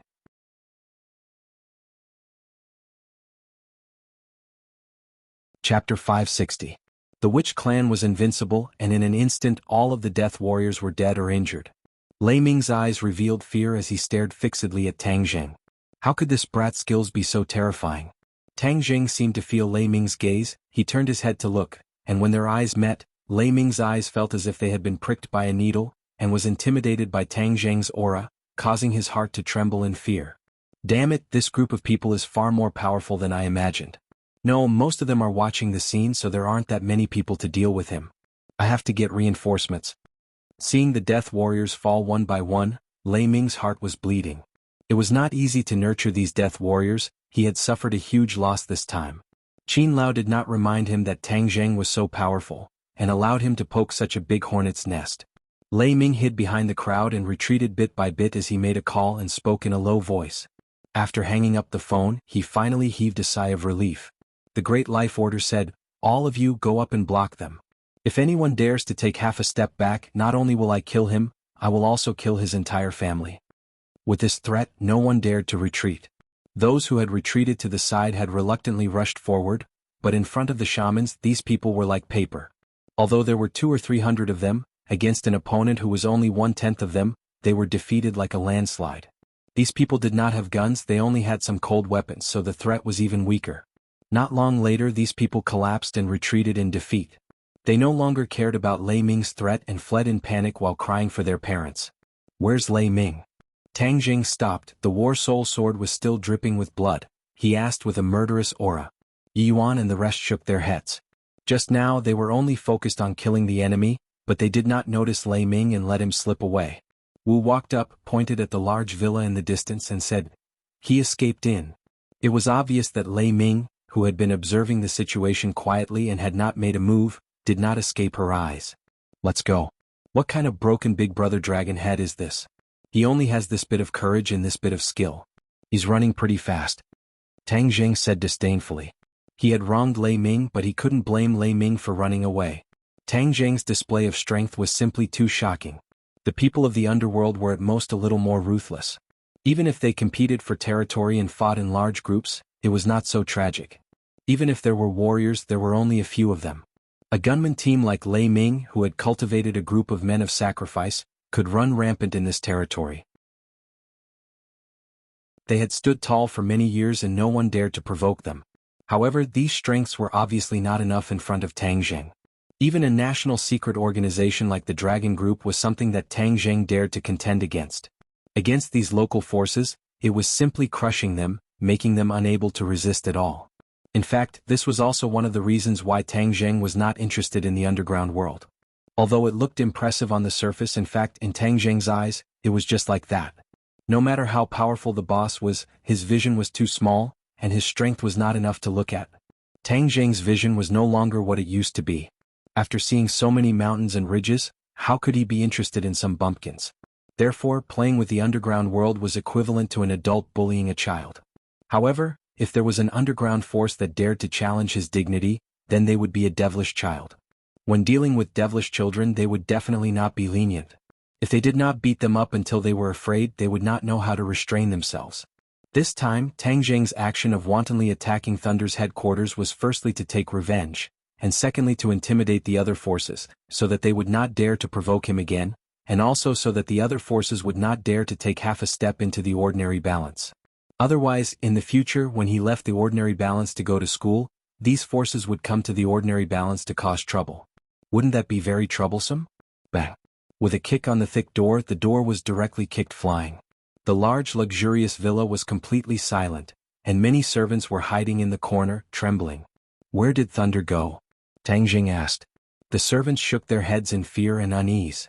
Looks like he really hid like a turtle. Then let's put in some effort. If we don't find him, we won't withdraw today. Under Tang Jing's orders, the witch clan warriors split into several groups and began to search the villa. However, after half a day they found nothing. He can't have grown wings and flew away, right? Tang Jing said strangely. No one answered him, but a series of sirens came from afar. Lin Hu's face stiffened and he hurriedly said, Young Master Tang, the police are here. Lei Ming has run amok in Jade Sand for so many years, he must have a protective umbrella. It's not appropriate for us to directly clash with the police. Let's go first. Tang Jing's eyes flashed, the corner of his mouth hooked up and said, Since it's a protective umbrella, protecting this kind of person is not a good person. Why would we be afraid of these people? Moreover, if a person like Lei Ming were to let the tiger return to the mountain, then he would definitely hide. At that time he would be in the dark and we would be in the light. Tang Jing did not have a ticking time bomb waiting for him. He himself was not afraid, but there were too many people related to him. If someone were to die because of this, then it would be too late for him to regret it. Tang Jing simply turned around and walked out. When he walked to the door, he saw that a black mass of police had already surrounded the villa, each one of them as if they were facing a great enemy but also panicked. Especially the dead and injured people on the ground, it gave them too much of a shock. Jade Sand hasn't had such a large-scale incident for many years, and many people still didn't know what was going on. Just where did this fierce person come from to cause such a big mess? Seeing a group of people walk out, the group of police pulled out their guns and pointed them at them. One of them, who looked like an officer, raised a loudspeaker and shouted, All of you, put down your weapons and surrender, otherwise we will open fire. Tang Jing looked at the other party with a smile, and suddenly walked towards them. The police immediately acted as if they were facing a great enemy and shouted, Stop, take one more step and we will open fire. Tang Jing stopped, looked at the other party and said with a smile, Lei Ming really has a lot of face, he actually called over so many police helpers. Fine, since the police are here, then there is no way to continue fighting. You still want to fight? This father will let you eat a bullet. The police officer shouted. Is that so? Hee hee. Tang Jing chuckled disapprovingly. Don't move or else we'll immediately shoot and turn you into a hornet's nest. The police officer threatened, and then hurriedly ordered his subordinates to capture Tang Jing. A group of policemen carried their guns, their muzzles never leaving Tang Jing's side as they carefully walked towards Tang Jing. Tang Jing did not move as if he was truly frightened. Seeing that, Yi Yuan was about to rush up and repel the policeman, but he was stopped by Tang Jing's gaze. Immediately the others were indignant, their eyes spitting fire as they watched the police surround Tang Jing, handcuff him and arrest him. Yi Yuan and his clansmen were puzzled, they did not know why the Lord Envoy wanted to surrender. Only Wu Wu looked at Tang Jing thoughtfully. You still have guts. Who exactly are you to dare to be so unbridled in Yusha and kill so many people? The police officer finally had the guts to swagger out and ask arrogantly. Lei Ming wants to kill me. Of course I want to kill him. Tang Jing said calmly. The police officer did not expect Tang Jing to narrate the matter so calmly. He was startled for a moment, then immediately flew into a rage. You dare to be so arrogant in my territory, brat? You are the first one to dare to touch Master Lei. You really ate the guts of a leopard, I can tell you clearly, you will die miserably. Master Lei. Hee hee, you police officers already call Lei Ming master. What a group of virtuous and filial sons. Tang Jing said in ridicule. These words immediately aroused the anger of the crowd. Someone kicked Tang Jing's waist, but Tang Jing did not move at all. He looked at the other with ridicule and said, Is this all you have? Brat, I'll call you crazy. I've seen a lot of people like you. When you get to the police station, I'll see how crazy you are. The police officer clenched his teeth and said, obviously hating Tang Jing to death, Arrest the others, don't let a single one of them go. We must severely punish this group of outlaws. The police immediately pounced on the witch clan warrior. Without the orders of the envoy, everyone dared to be angry but did not dare to say anything. No one resisted as they were all handcuffed. Moreover, the police did not let down their guard in the slightest. One by one, the black muzzles were pointed at them, ready to fire at any time. Tang Jing, however, acted as if nothing had happened. He stared at the other party and said, "Since we've been arrested, then shouldn't the main character come out and say a few words to show off his strength and express his feelings?" The other party was stunned for a moment, unable to understand Tang Jing's thoughts. "Brat, you talk a lot. I'll make you speechless later," the police officer said hatefully. As soon as he finished speaking, a person walked out of the villa with large strides. He greeted the police officer with an ashen face. "Chief Hong, thank you for coming in time. Wasn't this person Lei Ming who was hiding?" Tang Jing looked at Lei Ming with a smile and said, "Aren't you going to be a coward?" Lei Ming said fiercely, "Brat, let's see how you dare to be arrogant now. You killed my son, I will definitely let you taste the pain of not wanting to live and live a life worse than death." "I'm afraid you won't have that chance." Tang Jing shook his head and said, "What do you mean?" Lei Ming's heart skipped a beat as he suddenly had an ominous premonition. However, looking at the armed police, his confidence instantly soared. Just like what Lin Hu had said, the Lei family had been operating in Jade Sand for 2 generations and had bribed countless officials. That was why they were so unbridled. However, Lei Ming would not easily use his official resources. After all, no one had the ability to force him to this step in all these years. This time he was caught off guard and forced into a corner by Tang Jing, which was why he couldn't wait to seek official support.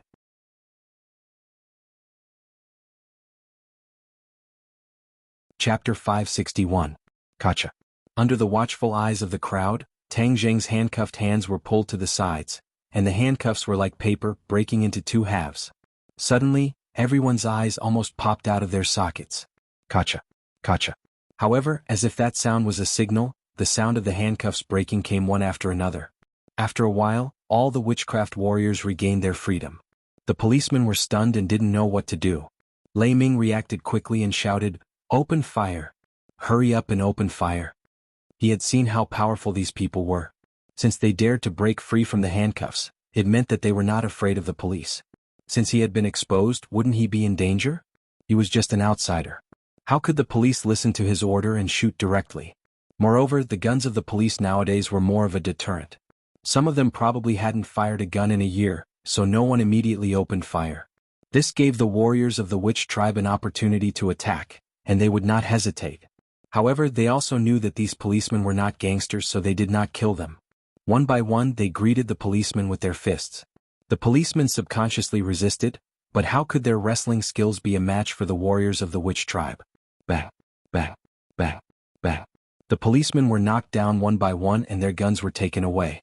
The police officer was half a beat faster than the other police officers. The gun in his hand was aimed at Tang Jing and he fiercely pulled the trigger, but Tang Jing's movements were even faster than his. With a point of his finger, the police officer found that his finger could not pull the trigger no matter what. Not long after, his entire body stiffened and he could not move. "What did you do to me?" Tang Jing smiled mysteriously. He had only sealed the policeman's acupoints. Although Tang Jing was not afraid of him, after all, his skin had a certain protective effect. Unless it was absolutely necessary, Tang Jing didn't want to hurt the police. Lei Ming's reaction was faster than everyone else. When Tang Jing pointed his finger, he waved his hand and a cold light flashed, shooting directly at Tang Jing's throat. Tang Jing felt a shiver run down his spine. Seeing how cowardly the other party was and how he only knew how to run away, Tang Jing thought that he was just a fake. Who would have thought that he was actually hiding his true strength? From the looks of it, the other party was at least a Xiantian lord. However, thinking about it from another perspective, it was understandable. Back then, Huang San was a first-grade Xiantian realm martial artist. This Lei Ming naturally didn't just rely on a group of powerful subordinates to occupy such an important place like Jade Sand. To forge iron, one needed to be strong. Without a solid foundation of true martial arts, how could he intimidate those lawless people under him?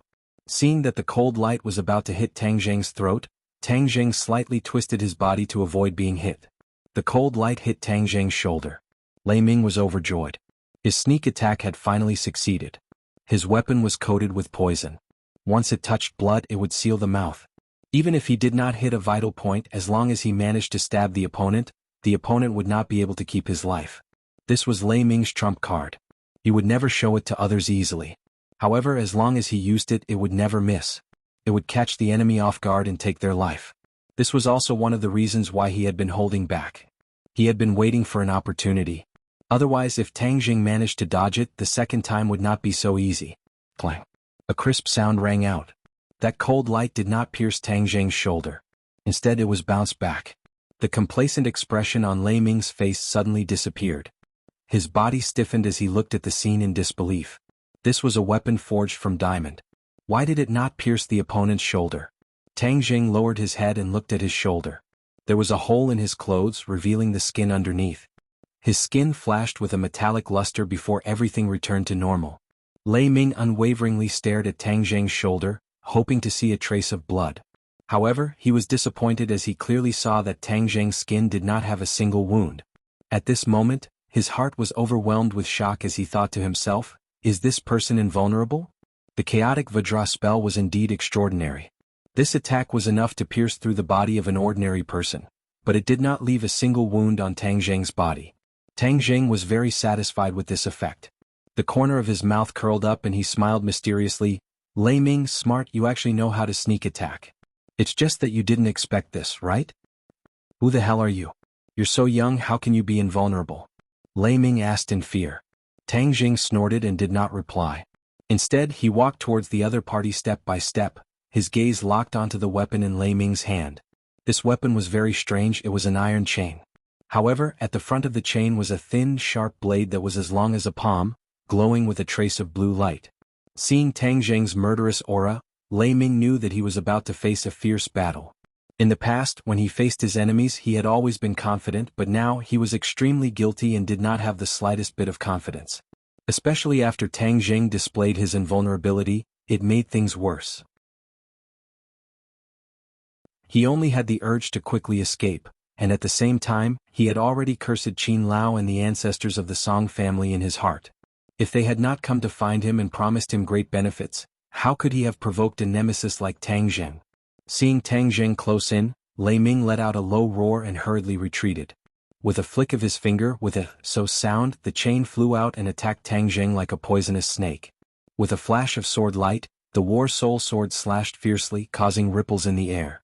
The chain was unable to get close to Tang Jing in the slightest, and immediately, the two sides engaged in a fierce battle.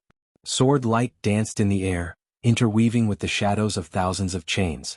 After the others dealt with the police, they immediately gathered together to enjoy the fierce battle.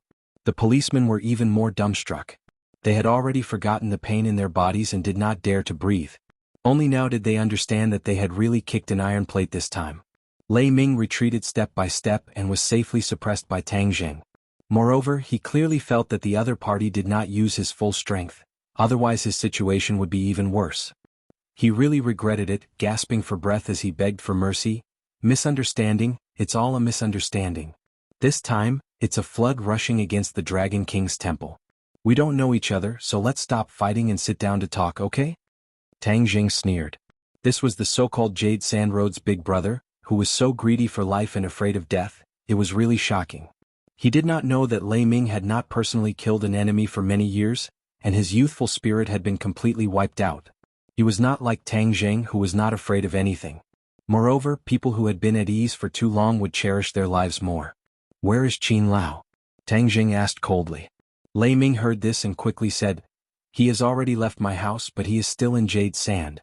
I heard that he went to Tian Shuji's place. Who is Tian Shuji? The secretary of the provincial party committee. Tang Jing understood.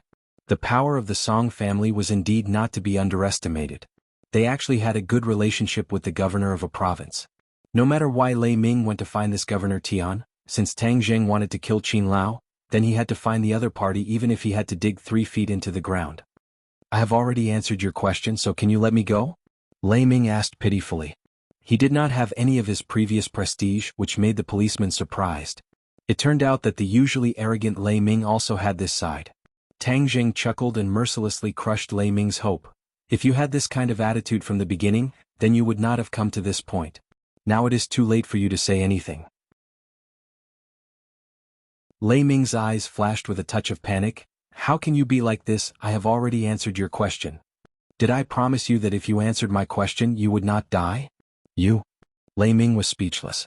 Tang Jing indeed did not promise. Suddenly his face changed, full of determination and murderous intent. He gritted his teeth and said, "If you kill me, the police will not let you go. You are counting on your protection to fight for a way out. It may be useful to others, but it is useless to me." Tang Zheng was not even afraid of a mysterious organization like the Dragon Group, so why would he be afraid of the police? Moreover, he was now cooperating with the National Security Bureau. If the National Security Bureau could not even handle such a small matter, then how could he continue to show his face? Therefore, Tang Zheng dared to cause such a ruckus without the slightest scruple because he was completely prepared. He was truly fearless. Lei Ming was shocked. He had been around for most of his life, but he had never seen such a daring person. Although he was the tyrant of Jade Sand, he still had to rely on a big tree and seek protection from many umbrellas before he dared to do such a thing. Where did this brat's confidence come from? "Brat, you killed Master Lei, don't even think about leaving Jade Sand." Seeing this, the police officer could not help but support Lei Ming. Tang Jing sneered and did not comment. With a flash of his feet, he used the earth-shrinking technique and immediately closed the distance between them.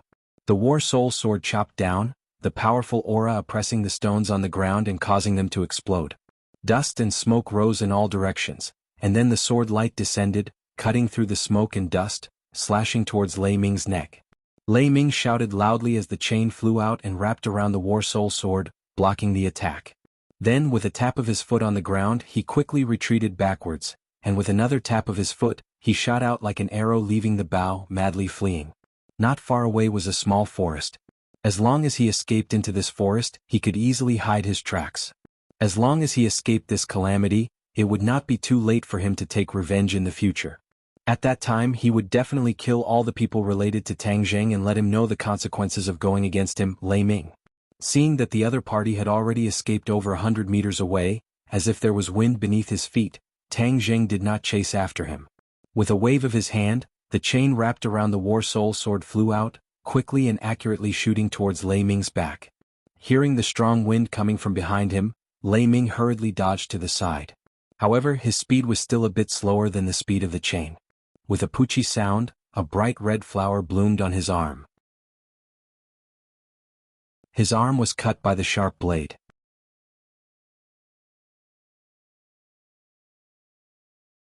Chapter 562. Lei Ming screamed miserably, but he did not care about the pain. He grabbed his arm and saw that the blood flowing out of the wound had already turned black, and like a small snake, many black lines spread out from the wound to the other parts of his body. He was so scared that his face was drained of blood. He knew too well how powerful his weapon was. There was no cure for this poison. Moreover, the poison would follow his blood vessels and spread to his 8 extraordinary meridians. Soon he would die suddenly. Furthermore, he did not have the antidote. "I can't die, I can't die." He was like a sieve, shivering as he stuck his arm above his head, trying to stop the blood from flowing. However, it was futile, and the poison was spreading at a speed visible to the naked eye. The others watched from afar as he was scared out of his wits. They were truly curious. Tang Zheng and Wu Qiu's eyes flashed at the same time as they ran towards Lei Ming.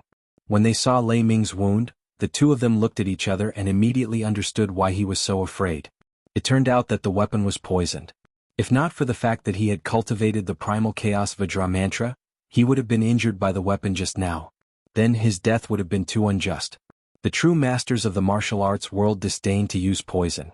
After all, it was not a righteous method. Moreover, those masters were very confident in their skills. Why would they use poison and lower their status?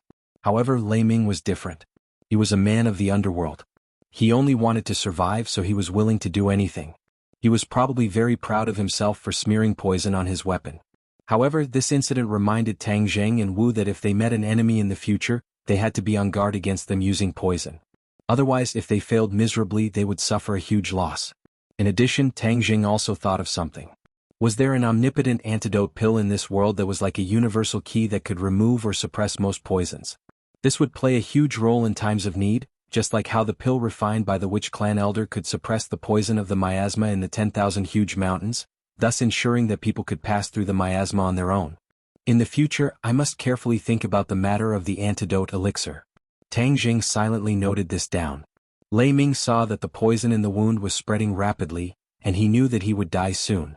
Suddenly, a determined look flashed across his face. He grabbed the arm and pulled hard. Poochie. Blood splattered everywhere as he tore off his arm. He was in so much pain that his eyes rolled back. Everyone else's heart tightened. This Lei Ming was really ruthless. If he could be so ruthless to himself, he wouldn't have the slightest bit of mercy to others. Tang Jing couldn't help but rejoice that he had pretended to be weak and lured the snake out of its hole. Otherwise, if Lei Ming had escaped, Tang Jing would have to face a lot of trouble in the future. But he originally didn't want to interfere with this poisonous snake. All of this was caused by the Song family's interference. Therefore, Tang Jing's resentment towards the Song family deepened. He absolutely couldn't let Qin Lao leave. He had to make the Song family pay the price for this operation. The intense pain caused Lei Ming's face to twist. But before he could breathe a sigh of relief, he saw that the blood flowing out of the wound had turned black. This meant that the poison had spread to the internal organs of his body. Suddenly his face turned ashen. He had endured the pain of losing his arm, but he was a step too late. Immediately he began to twitch non-stop. He fiercely glared at Tang Jing and hysterically roared, "Tang Jing, I won't let you go. I won't let you go even if I become a ghost. This is you seeking your own death. You only have yourself to blame. If it wasn't for my strength being above others, I would have already died by your hands. Since you're in this line of work, you should understand the principle of the weak being prey to the strong. You took the initiative to start this war, so you should be aware of the consequences." Tang Jing coldly said, "I refuse to accept this. It was clearly the Song family who wanted to deal with you. They wanted to seize the ordinary balance's territory. Why am I the one who died? Ah." Suddenly Lei Ming let out a mournful scream. His body stood tall and then suddenly stiffened. It was as if all the strength in his body had been sucked out. He heavily fell to the ground, no longer breathing. Tang Jing's eyes didn't have the slightest bit of pity. Being merciful to the enemy was being cruel to oneself. Tang Jing had long since learned this principle. But when he heard Lei Ming's last sentence, his eyelids jumped and he muttered to himself, "So even if I didn't make a move against the ordinary balance courtyard, the Song family had already decided to deal with me. Moreover, they had started with the ordinary balance. If I really let them control the underground world of the ordinary balance, then wouldn't the people related to me be in trouble?" He rejoiced a bit. He had made the first move and gained the upper hand. Then he had seized the initiative step by step, causing the other side to not have time to carry out their plans before they were crushed by him. He believed that after this matter, there wouldn't be any power near the ordinary balance who would dare to stir up trouble in the ordinary balance. It doesn't matter if you don't accept it.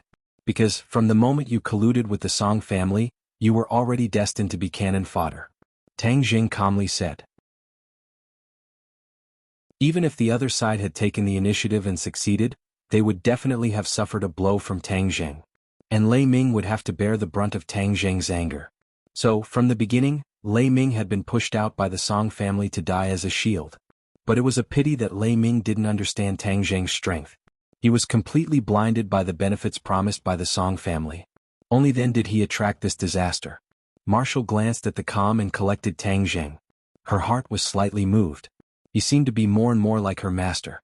He killed decisively and was absolutely not merciful to the enemy. She didn't feel afraid. On the contrary, she was somewhat happy and gratified. A tiger father wouldn't have a dog son. If her master knew about this matter, he would definitely be very happy. Of course, her anger towards the Song family was becoming more and more intense. She could hate Tang Jing and even ruthlessly cut him a few times, but she didn't want others to deal with him. If it was in the past, she would have already used the strength of the martial sect to brutally attack the Song family. But now that the martial sect had fallen apart, she no longer had any power or manpower in her hands. She could only silently remember this matter in her heart and wait for the right time to give the Song family a fatal blow. She had to let the Song family know the consequences of daring to deal with Tang Jing. The two of them walked back to the front of the policemen. All of them had expressions of fear on their faces.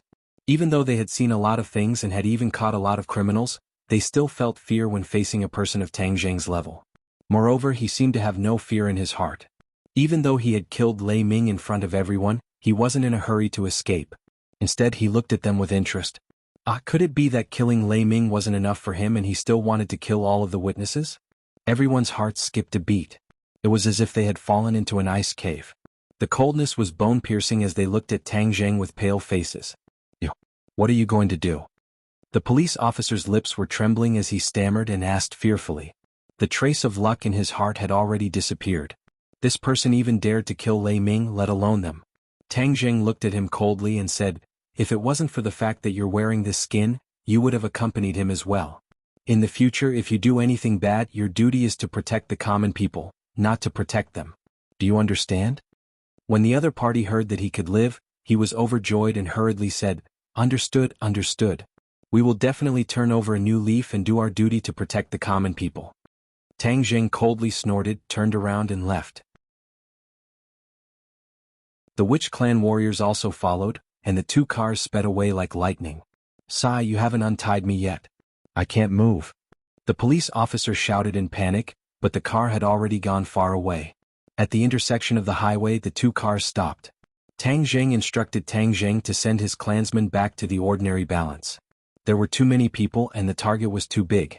If there was a mishap, no matter who lost, Tang Jing's heart would ache. "Lord Envoy, this place is dangerous. We will stay by your side to protect you," Yi Yuan insisted. Tang Jing laughed and said, "No one can hurt me in this jade sand. Don't worry, bring your clansmen back. Lin Hu, arrange for them. These people will be escorting our businesses in the future." Lin Hu still had not recovered from his shock. Even though he had followed Tang Jing for a few days, he had not experienced many major events, so he did not have a thorough understanding of Tang Jing's style. After experiencing this matter, he truly understood that Tang Jing's realm was far from what he could imagine. Many of the rules and difficulties that he thought to be difficult were not even worth mentioning in front of Tang Jing. "Young Master Tang, Lei Ming is already dead. What are you still doing in Jade Sand?" Lin Hu took a deep breath and asked curiously. "Lei Ming is just a small character, Qin Lao is the big fish. Only by taking care of this big fish will the Song family feel pain, otherwise the Song family will still do these small actions in the future," Tang Jing said with a faint smile. Lin Hu seemed to understand. However, Wu understood. Now that Tang Jing no longer had the backing of the Ye family, and also had the identity of a cultivator, the Song family was so unbridled. Since he didn't have a backer, then he would be his own backer. After hurting the Song family, he would know that he was afraid and wouldn't do these small actions again. Of course, the Song family would definitely hate Tang Jing to death and would definitely think of ways to deal with Tang Jing. However, the Song family would not play this kind of small trick again because small tricks were always difficult to use, and would not be able to shake Tang Jing. Furthermore, small tricks could easily cause Tang Jing to take revenge, and the Song family had a large business and many people. If Tang Jing wanted to take revenge, it would be too easy, and the gains would not make up for the losses. Tang Jing and Do Wu both understood this logic. Seeing the carriage of people leave, Tang Jing and Wu returned to the car. Tang Jing did not let Wu go back, because he knew that the other party would definitely not leave, and he could not order him to leave. "Where are we going now?" Wu asked. Lei Ming said that this big fish is hiding at the provincial party secretary's place. "Of course we have to pay a visit to this governor," Tang Jing said with a smile. He started the car and sped towards his destination. At this moment, Yu Sha was in an uproar. The news of Lei Ming's death was like a spring breeze blowing through the streets and alleys.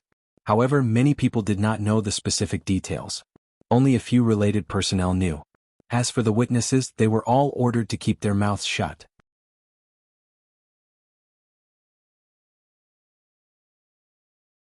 Chapter 563.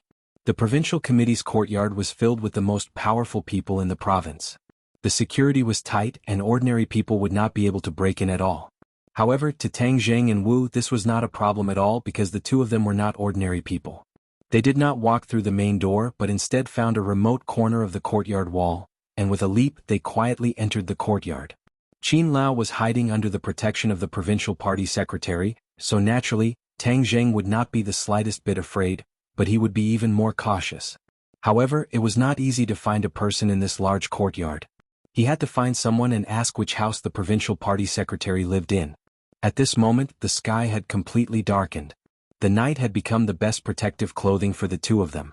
Even if a few groups of guards patrolled past them, they did not discover them. Suddenly, a person walked out from a building. Tang Jing leaped up. Like a black elf, he immediately arrived behind the other party and covered the other party's mouth. Tang Jing was shocked. This person actually knew martial arts, but he was not worried. How could an ordinary person be his opponent? So he grabbed the other person's wrist and suddenly used force. The other person's attack disappeared without a trace. Tang Jing was shocked. This person actually knew martial arts, but he was not worried. How could an ordinary person be his opponent? So he grabbed the other person's wrist and suddenly used force. the other person's attack disappeared without a trace.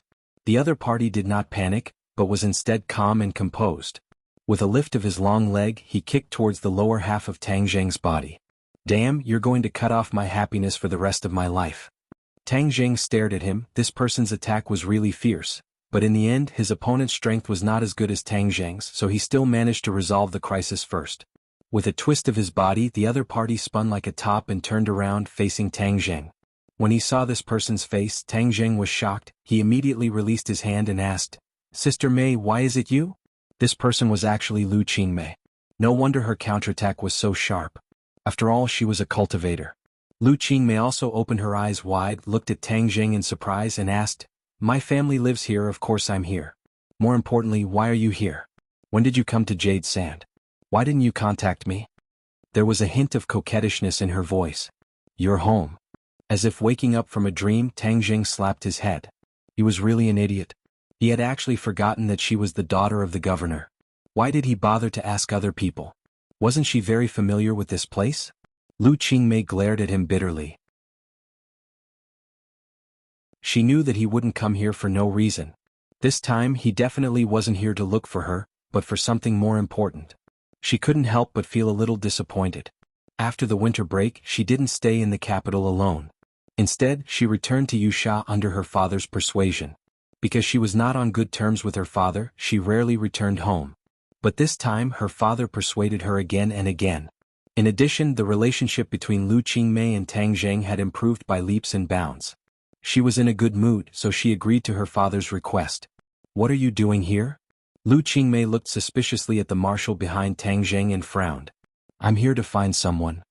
"Oh." "A member of the Song family hiding in the provincial party committee secretary's house." Tian Shuji's house. Lu Qingmei was very astonished.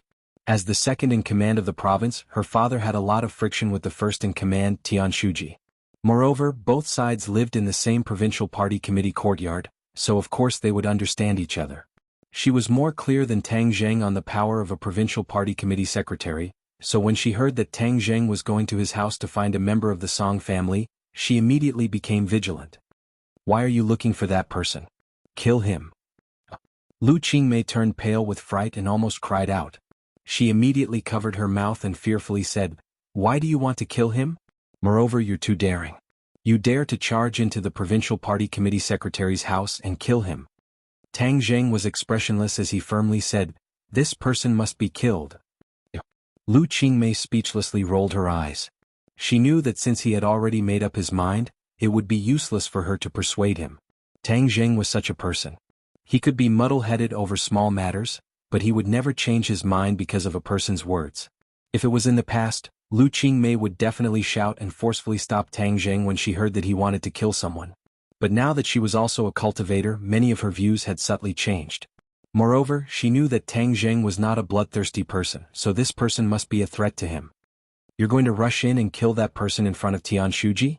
Lu Qingmei curiously asked. Tang Zheng nodded. At this time, Lu Qingmei didn't know whether to laugh or cry. She stretched out her slender finger and tapped Tang Zheng's forehead as she angrily said, "You're too careless. Although I don't know what the reason is, you absolutely can't rush in and kill someone. This will cause a huge uproar. If I don't do this, could it be that I have to wait for a long time and wait for the governor to leave home before I take action? A long night is fraught with problems. I don't want to delay." Tang Zheng helplessly said.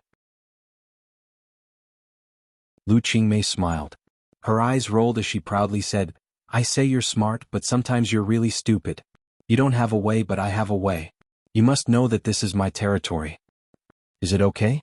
Tang Zheng was half believing and half doubtful. Lu Qingmei glared at him and said, "You don't believe me, right? Just wait for me. Just now I saw that Tian Shuji has already returned home. In a moment I'll have him leave home and then you can take action."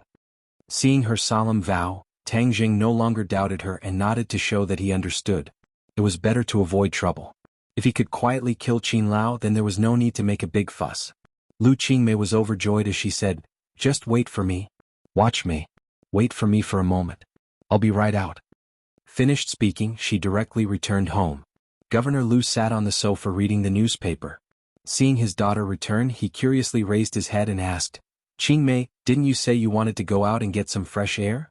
Why did you come back?" There's something I need to do. Whatever it is, we'll talk about it tomorrow. You should rest well today. I've already made an appointment with your Uncle Yang to eat together tomorrow. Xiaoyu finally came back from abroad. Tomorrow you two should meet. You're both young and should interact with each other. You're not young anymore, Governor Lu solemnly said. Lu Qingmei's expression suddenly changed as she said, "Didn't I just say it? If you want to go, then go by yourself." "I don't want to go." "Heng, don't think that I don't understand that this is a disguised blind date. I've already told you that I already have a boyfriend." Governor Lu's expression sank as he said, "What boyfriend? You're still talking about that student of yours, right?" "Nonsense, I've already told you time and time again that you and him won't end up together." Xiaoyu came back from abroad, and not only did he study abroad, he also worked abroad for many years. He's mature and steady. This time he came back to start his own business. This is a true young talent. He's much better than that whatever student of yours. Lu Qingmei curled her lips and retorted, "Tang Zheng is much better than him. It's just that you're looking at people through colored glasses and turning a blind eye to it. Isn't it just the top scorer of the college entrance examination? Ordinary people would think that the top scorer of the college entrance examination is amazing, but I've seen too many of them. They only know how to study and may not have much success in the future. I've seen many top scorers enter society and become mediocre." Governor Lu said disapprovingly, "Can we not talk about this matter? I'm looking for you for business. Didn't you say today that you wanted to talk to Tian Shuji about something? Since you're free tonight, why don't you ask him out to talk about business?" Lu Qingmei slyly winked as she suggested. Governor Lu was surprised. He looked at his daughter curiously and asked, "Why did you think of this matter?" "I suddenly thought of it. You've never cared about my work before." Governor Lu looked at her like she was an alien. "Can't I care about it now?" Governor Lu was overjoyed. His daughter cared about his work. This meant that there was hope for the relationship between father and daughter to improve. "Qingmei, I'm really happy. If you're happy, then why don't you go talk about business? Otherwise, who knows how many people will come to pay their New Year's greetings during the day. It's only at night that we can have some peace and quiet. It's the perfect time to talk about business." Presumably, Tian Shuji is also in the same situation. Governor Lu laughed. "Good. Since my daughter has ordered, then of course I won't dare to disobey. I'll go to Tian Shuji's house right now." "What are you going to do at his house? Isn't it better to go outside and find a quiet place? A home is a place to live, not an office." Governor Lu didn't suspect anything. He nodded happily and said, "That makes sense. I'll go ask him out immediately. Then I'll go out and take a walk." Watching Lu Qingmei walk out of the house, Governor Lu smiled and muttered to himself, "After all, my daughter has grown up and knows how to be considerate of me. For her happiness, I can't let her be with that student. Tomorrow's appointment with old Yang is imperative. After she compares Xiaoyu and that student, she'll naturally know who's better and who's worse." Lu Qingmei came back. She was like a child who had presented a treasure. She hid in the shadows with Tang Zheng. She pointed to a house not far away and said, "Tian Shuji's house is there. Let's wait for a while. He'll leave the house and then we can take action." Tang Zheng curiously asked, "How did you do it?" Lu Qingmei proudly raised her head and proudly said, "I have my own plans." After pausing for a moment, she looked at Marshall and asked, "How did she come to your side?" She knew Marshall and knew that she came from the mysterious Marshall organization. She was the natural enemy of cultivators. Marshall heard this and glanced at her. She didn't say a word. It was as if she didn't put Lu Qingmei in her eyes. "She'll stay by my side for the time being. But don't worry about her. She's no longer a member of the Marshall organization. So she won't be a threat to us," Tang Zheng explained. Lu Qingmei seemed to understand, but she still didn't have a good expression. She tightly held onto Tang Zheng's hand and stared at the target building. She was both nervous and curious. Ever since she started cultivating, she hadn't had the chance to carry out a mission with Tang Zheng. So this was the first time she felt that it was fun and she was looking forward to it. She didn't know what kind of situation she would face later. "In the past, it was always him who protected me. This time I can help him. I'm really happy." She silently thought. After a moment, her expression suddenly became cold as she said, "Tian Shuji has left home." A person walked out, got into a car and left. "Move."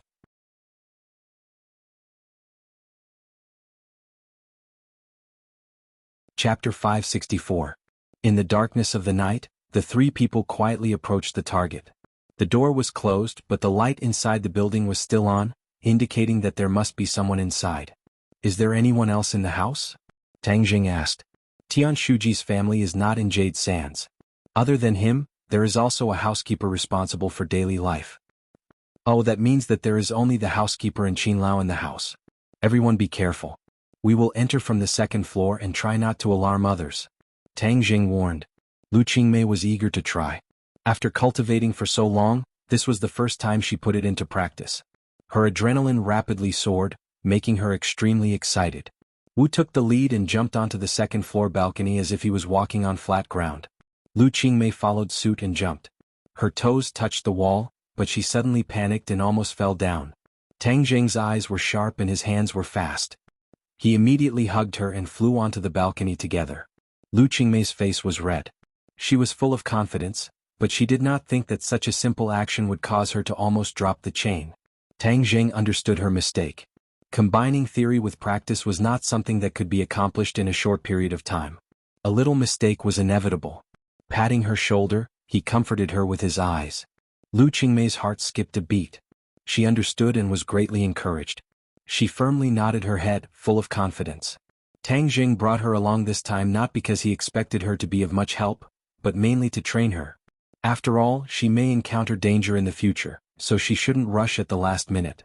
The three people entered the room. The room was pitch black, but with the help of the light from the window, they could vaguely distinguish everything in the room. They smoothly passed through the room and arrived at the corridor. Listening carefully, they heard a sound coming from the kitchen on the first floor. Housekeeper. The three people slightly poked their heads out and saw the busy figure in the kitchen. Which room is the target in? Lu Qingmei asked in a low voice. Tang Jing hesitated. There were a lot of rooms in this small building. If he searched them one by one, it would be easy to alert the enemy. If he let Qin Lao escape, it would not be easy to find him again. Suddenly, Tang Jing saw the nanny come out of the kitchen with a tray and go straight to the second floor. Be careful, go back to your room. The three of them immediately retreated into the dark room and quietly closed the door, leaving only a small gap. He saw the nanny carrying a tray into a room at the end of the second floor. Tang Jing was overjoyed. The nanny was delivering supper to someone. Without a doubt, the person enjoying such treatment was definitely Qin Lao. After a while, the nanny left and went downstairs. The three of them came out again. Go knock out the nanny so that she won't hear anything. Tang Jing said to Marshall. I'll go. I can handle such a small matter. Lu Qingmei volunteered. Tang Jing pondered for a moment and nodded. Be careful. Don't let her see your face. Just knock her out. Don't take her life. Don't worry. I promise to complete the task. Lu Qingmei gently patted her chest. She was full of confidence. After a moment, Lu Qingmei left. The nanny had already fainted on the sofa in the living room. Tang Jing gave Lu Qingmei a thumbs up. Then the three of them walked straight to the end of the corridor without making a sound. Dong dong. Tang Jing gently knocked on the door. Just now the nanny did this. Sure enough, Qin Lao's voice came from the room. Come in. Tang Jing casually opened the door and walked in. Qin Lao was eating supper. He subconsciously turned his head. He thought it was the nanny. But when he saw Tang Jing and the other two, he was stunned. But his reaction was extremely fast. He immediately got up and rushed to the window. Qin Lao was not clear about what happened in the Lei Ming family. This was because he was not well informed in Wuxia. When Lei Ming died, no one came to inform him. So he openly stayed in Tian Shuji's house. Moreover, he was in the mood to eat supper. Otherwise, if he knew that Tang Jing came to Wuxia and Lei Ming died, he would definitely leave Wuxia and return to Beijing. These few days he had already planned everything with Tian Shuji. He had two plans to deal with Tang Jing. One was in the dark and the other was in the light. Lei Ming was in the dark while Tian Shuji was in the light. Lei Ming gathered the underground world to retaliate against Tang Jing. Tian Shuji used the government's policies and methods to deal a heavy blow to Tang Jing's industry. With two approaches at the same time, it was guaranteed that Tang Jing would be badly battered and suffer. Since Secretary Tian was a regional official, of course he had his own backing. However, he didn't mind having the Song family as his backing. Moreover, the Song family's performance during this period was particularly eye-catching. Many people knew that the Song family was bound to rise and even surpass the Yan family. If they were to rely on them now, when the Song family soared in the future, they would be greatly benefited. It was not an extravagant hope for them to reach a higher level and enter the highest level of power in the country. Moreover, in Tian Shuji's view, Tang Jing was insignificant. This was because the things that Tang Jing did were very secretive.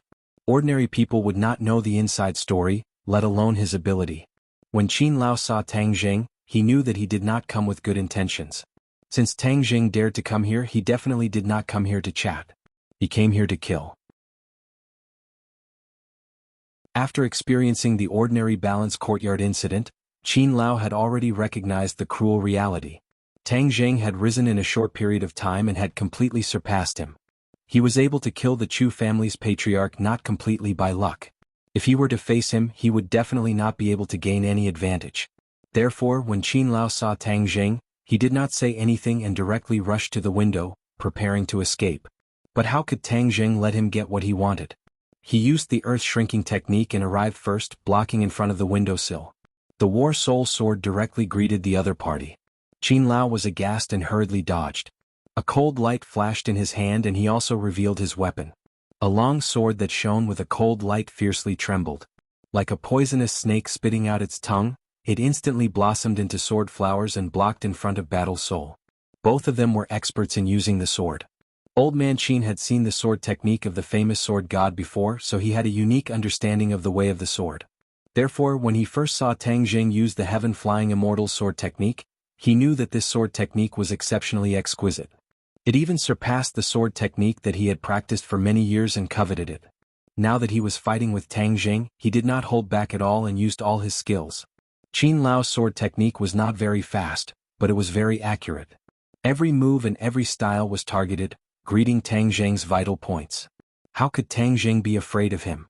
In terms of the way of the sword, Qin Lao's sword technique was not even 1/10,000th of the heaven-flying immortal sword technique. Thus, when faced with Old Man Qin's attacks, Tang Jing was able to deal with them with ease. Move by move he counterattacked. Suddenly the house was filled with sword images, and the sword wind was biting cold. The house suffered as the roof and walls were riddled with holes, as if they had been chiseled by knives and axes. The furniture was also reduced to piles of debris. Marshall stared at Tang Jing. A battle of this level was quite beneficial to her. If she had the chance, she could also comprehend a lot of essence, which would be of great benefit to her cultivation. She stood at the door, and the sharp sword wind disappeared without a trace in front of her, unable to hurt her in the slightest. Lu Qingmei was obviously not as calm as Marshall. Although she was also a cultivator, she rarely saw this kind of battle. Especially when it was so intense, if she was not careful, she would lose her life. The nervousness in her heart could be imagined.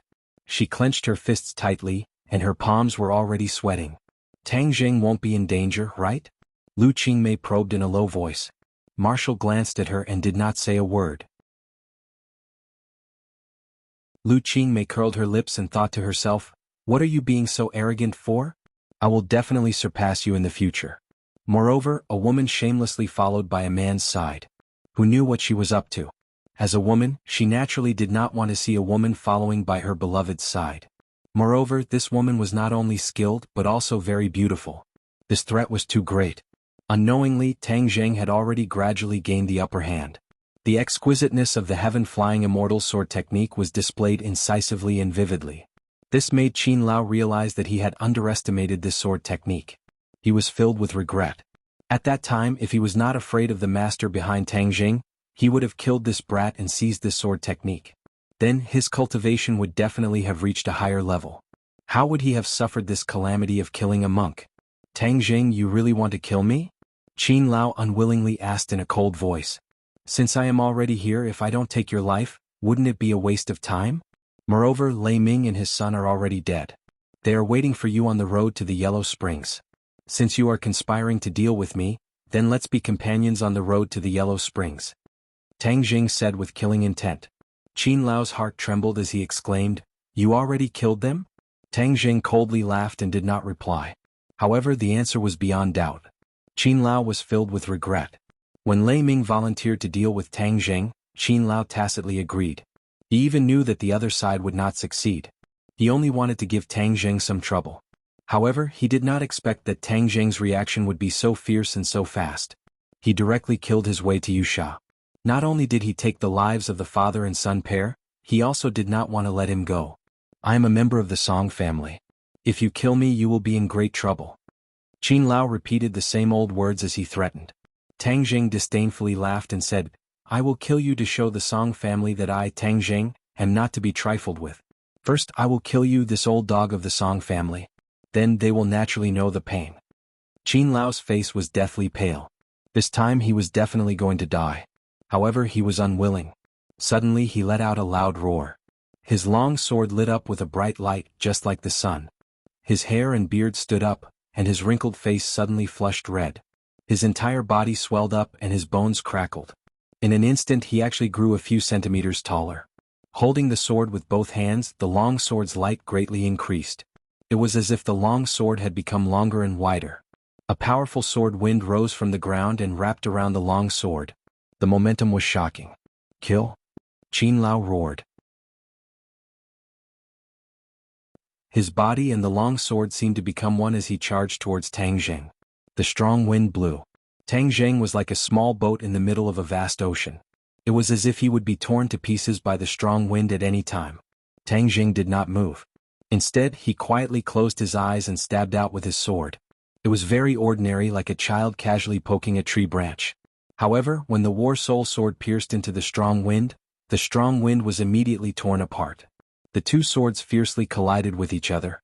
Kacha. The long sword was shattered. The War Soul sword went straight in. Puchi.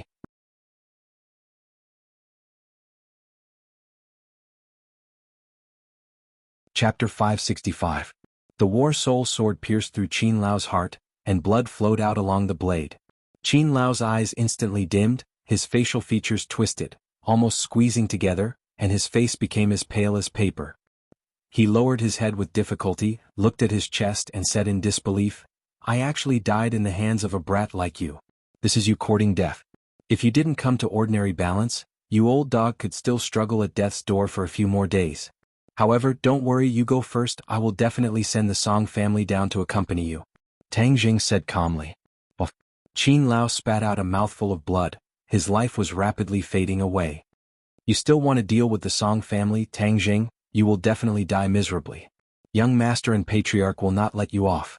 Qin Lao gnashed his teeth, weakly spitting out ruthless words. Tang Jing chuckled, then you should clearly see who will die and who will live in the end. With that, the War Soul sword pulled back, causing blood to spurt out, but it automatically fell in front of Tang Jing, as if it was blocked by an invisible wall. Qin Lao's head tilted, and he completely lost his life, falling to the ground with a loud bang, blood flowing all over the ground. Lu Qingmei covered her mouth, resisting the urge to scream. Her legs went soft and she hurriedly supported herself against the wall, not falling to the ground. Although she had already imagined the result, seeing the murder with her own eyes still made her heart skip a beat. After all, she was just an ordinary person before, and seeing this scene for the first time, anyone would have a process of adapting. Marshall was indifferent, but in her heart she seemed to have understood something. These two people's cultivation was higher than hers, so seeing this life and death battle, she still had some gains. Tang Jing, you killed him, what should we do now? Lu Qingmei asked in a daze. Tang Jing held her hand and said, let's leave this place first. Tonight, the provincial committee courtyard will definitely be very lively. Lu Qingmei hurriedly nodded, eager to leave this place as soon as possible. There was no doubt that when Tian Shuji returned and saw this scene, he would definitely be furious and thoroughly investigate the murderer. Of course, no one would suspect Tang Jing. Even if they did, they wouldn't have any evidence and couldn't do anything to him. Let's go quickly. I'll drive, Lu Qingmei urged. The few of them left the small building without leaving any traces behind. Then Lu Qingmei went home and drove her car. The three of them immediately left the courtyard of the provincial party committee. After a while, the security personnel who heard the fighting rushed into the building. When they saw the person lying in a pool of blood, they were scared out of their wits. This was the home of the secretary of the provincial party committee, the most powerful person in this place. Someone had died in his home. This was going to cause a big earthquake. Who knew how many people would lose their jobs because of this? Of course, Tang Jing wouldn't care about these things. The three of them had already arrived at the 5-star hotel and booked 2 rooms. Just now, Lu Qingmei was trembling all the way. In the end, it was Tang Jing who took over her driving and safely arrived at the hotel. Marshall was sent to the next room by Tang Jing. Then he helped Lu Qingmei to sit on a chair. He patted the back of her hand and comforted her. Don't worry, you'll get used to it in the future. Lu Qingmei took a deep breath and stared at him in a daze. She nervously asked, Am I very useless? So scared. Caressing her cheek, Tang Jing encouraged her, Idiot, you are already very brave. You have always been a brave girl. I saw that she didn't have the slightest reaction just now. She was indifferent. I'm far inferior to her. Lu Qingmei pointed to the next room and said. Tang Jing laughed out loud, She is different from you. She has lived in this kind of circle since she was young, so she is already used to it. Seeing that the person she loved did not mind, Lu Qingmei squeezed out a smile and said, I will definitely work hard in the future. I will definitely not be a burden to you. I will be your right-hand man. I will not let you take the risk alone. Tang Jing felt warmth in his heart as he tightly hugged her in his arms. Lu Qingmei was as docile as a kitten as she laid in his arms. She raised her head and looked at his hard face. Her heart felt hot as she took the initiative to kiss him. After experiencing the thrilling scene just now, the fear in her heart vanished into thin air in this passionate kiss and transformed into endless passion. She became particularly proactive and soon sat on top of Tang Jing. If it was Tang Jing who was sitting on the chair, she passionately unbuttoned Tang Jing's clothes. Tang Jing was not to be outdone and fought back desperately. The temperature in the room quickly rose as the two met passionately. The chair creaked as if it could not bear the two's torture and was about to fall apart at any time. Ring ring ring. Suddenly the phone rang. Your phone is ringing. Tang Jing panted as he reminded her. Lu Qingmei breathed out like orchids. She hung on to Tang Jing like a pile of mud and said, Don't worry about the phone. But the phone seemed to want to waste time with them. After pausing for a few seconds, it rang again. Clearly the other party had a persevering spirit. Who's calling? They really don't know how to pick the time. They really ruin a good thing. Tang Jing cursed. Lu Qingmei also stopped what she was doing and looked at Tang Jing with hidden bitterness. You answer it. Otherwise, if it keeps ringing, I will have a shadow in my heart when I do this in the future. Tang Jing advised. Lu Qingmei could not help but laugh. She tapped the tip of Tang Jing's nose and said, Wait. She was about to pull away to get the phone. I'll carry you there. He hugged her and the two were still intimately joined together. When they came to the phone on the bed, Tang Jing mischievously moved his body a few times, causing her to cry out in alarm. She hugged his shoulders with all her strength and cooperated with his naughty actions. Show it's my dad. Don't mess around. Lu Qingmei hurriedly restrained Tang Jing and whispered. Seeing her cautious appearance, Tang Jing could not help but smile and nod. Hello, what's the matter? Lu Qingmei took a deep breath and resisted the violent fluctuations in her heart. She pretended to be calm and asked, Qingmei, where are you?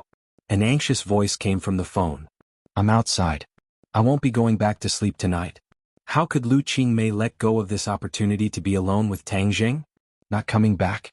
Then where are you going? I'm already an adult. How can I not find a place to rest? You don't need to ask. Qingmei, there was a murder in our courtyard tonight. A guest in Secretary Tian's house was killed, and the police are currently investigating, but they still don't know who the murderer is. These few days Wuxia isn't very peaceful, so you must be careful. If there's anything, give me a call. Also, remember the appointment tomorrow at noon. You can't let your Uncle Yang's family wait too long. When the time comes, we'll meet at the restaurant, so you must not forget. Didn't I tell you already? I won't go. Lu Qingmei impatiently said. I've already made an appointment with them. Moreover, Xiaoyu also wants to see you. Xiaoyu is very outstanding. You definitely won't be disappointed when you see him. Governor Lu sincerely said. Seeing her father pester her, Lu Qingmei looked at Tang Jing and her heart moved. She said, Okay, I'll go when the time comes. Tang Jing also heard the conversation and immediately guessed that her family was forcing her to go on a blind date. He could not help but wrinkle his eyebrows and deliberately straighten his body. Lu Qingmei let out a low cry of surprise and then quickly covered her mouth. She looked at Tang Jing flirtatiously as if to say that he was too bad. Qingmei, what's wrong? Governor Lu heard the cry of surprise and quickly asked. Oh, nothing. I'll hang up first. Lu Qingmei resisted the waves of strange feeling and hung up the phone. She immediately hatefully stared at Tang Jing and said, You actually played dirty. You almost caused me to be exposed. You're going on a blind date. Can't I express my opposition? Tang Jing said. Lu Qingmei froze for a moment and then immediately let out a bell-like laughter. She blinked and mischievously asked, What, are you jealous? I'm jealous. Tang Jing bluntly said. Lu Qingmei bit her lips. She was both surprised and pleasantly surprised as she said, I really didn't think that you would be jealous. But I'm very happy. And being jealous means that he really likes her and cares about her. Of course she would be very happy. Since you know that I'm going on a blind date, then aren't you afraid that I'll be seduced away by a handsome guy? Lu Qingmei deliberately asked. Tang Jing coldly snorted and domineeringly said, You are my Tang Jing's woman. If anyone dares to take you away, I will definitely chase them to the ends of the earth. Lu Qingmei charmingly smiled and angrily said, Rude and unreasonable. I am rude and unreasonable. Tonight, I will make sure that you won't have the heart to think about other handsome guys tomorrow. Tang Jing's attack immediately became fierce like a storm. Lu Qingmei's screams immediately echoed in the room. When the sun was high in the sky, the two slowly woke up. Lu Qingmei laid on his chest and said, You really are bad. After sleeping, I still feel weak all over. Now you know how powerful I am. Let's see if you still dare to think about other handsome guys. Tang Jing said with a face full of pride. I don't want to, but I can't stand my father introducing me to other handsome guys all day long. Since you are afraid that I will be taken away by other handsome guys, then accompany me to see a handsome guy today and help me give some advice. This was the idea that she had thought of last night. Since she was going on a blind date, then she would take Tang Jing with her. This would make the other party give up and once again confirm her relationship with Tang Jing in front of her father. In the past, Tang Jing was just a fake boyfriend, a shield, but now he was worthy of the name. Tang Jing agreed without hesitation.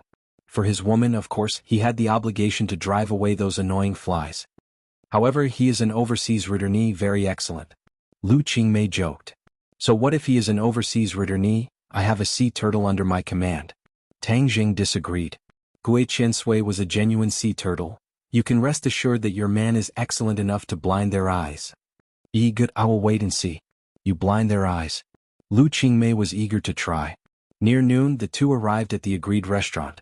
This time, Tang Jing had a hard time persuading Wu not to follow them. Just now, along the way, there were many armed policemen patrolling the streets. It was obvious that yesterday's incident caused the entire city to be on high alert.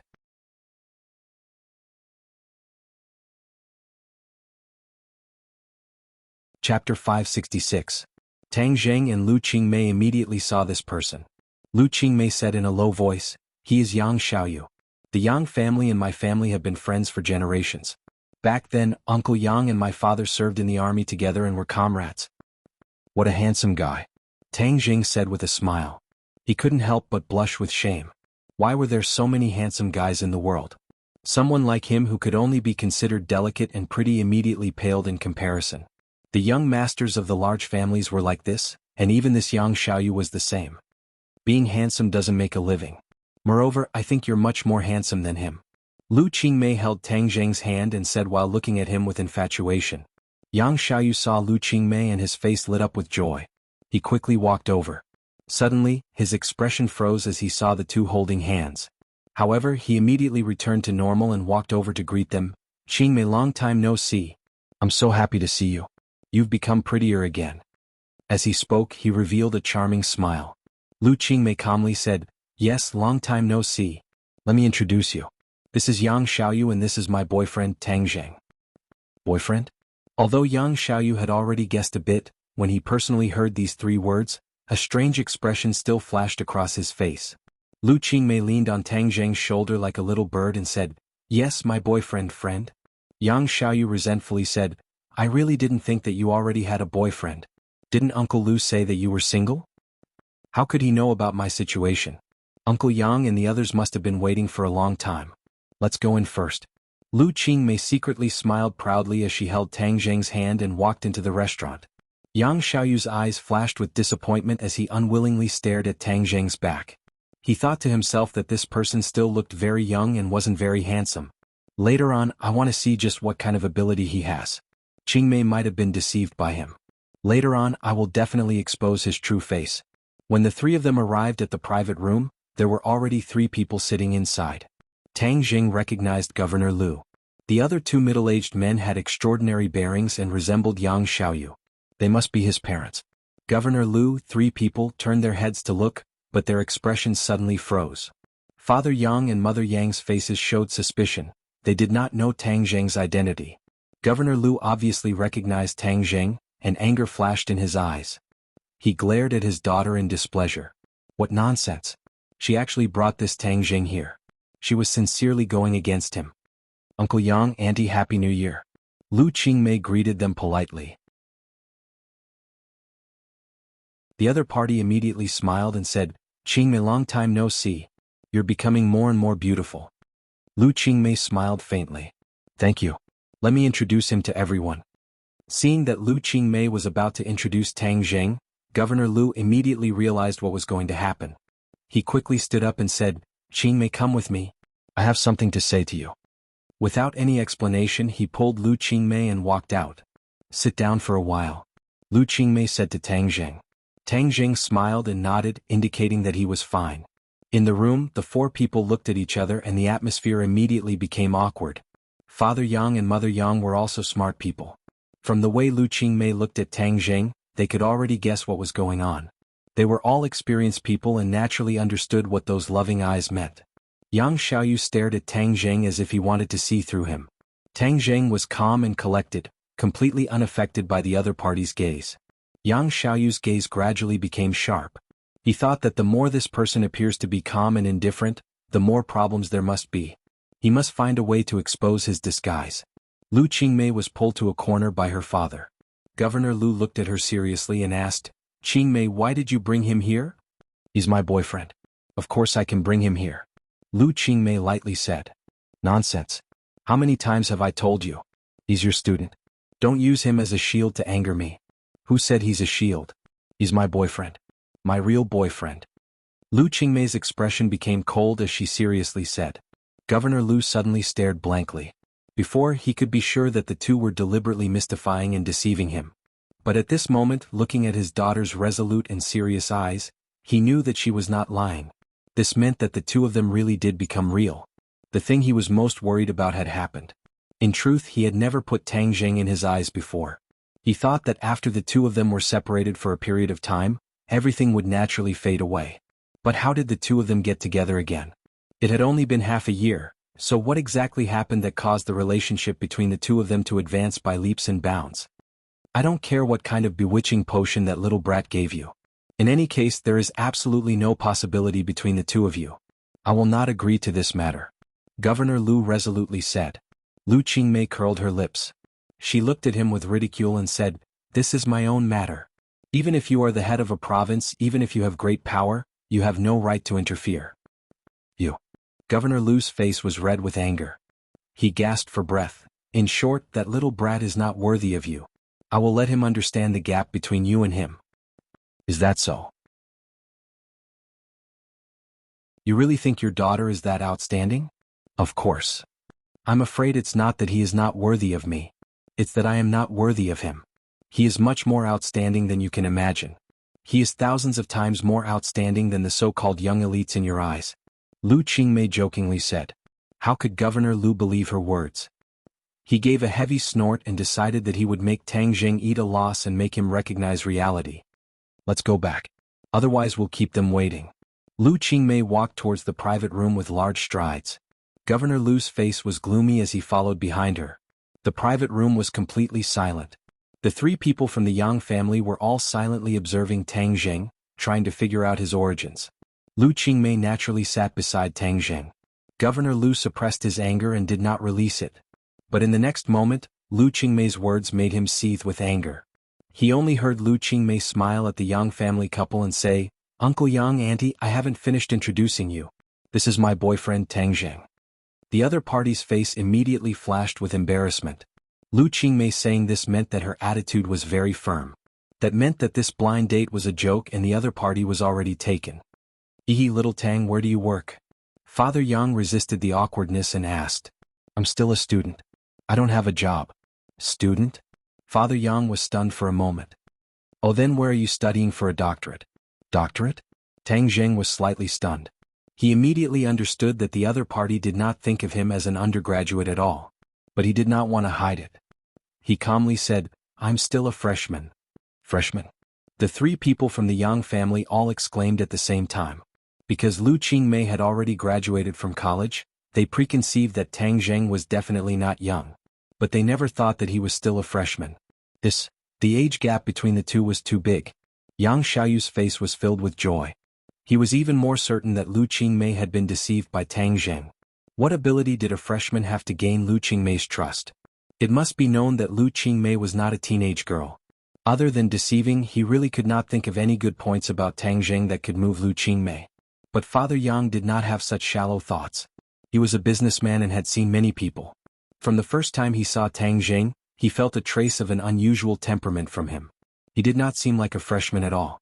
This strong contrast made him frown. He suspiciously looked at Tang Zheng. He really could not guess Tang Zheng's background. Yang Xiaoyu, however, thought that his opportunity had come.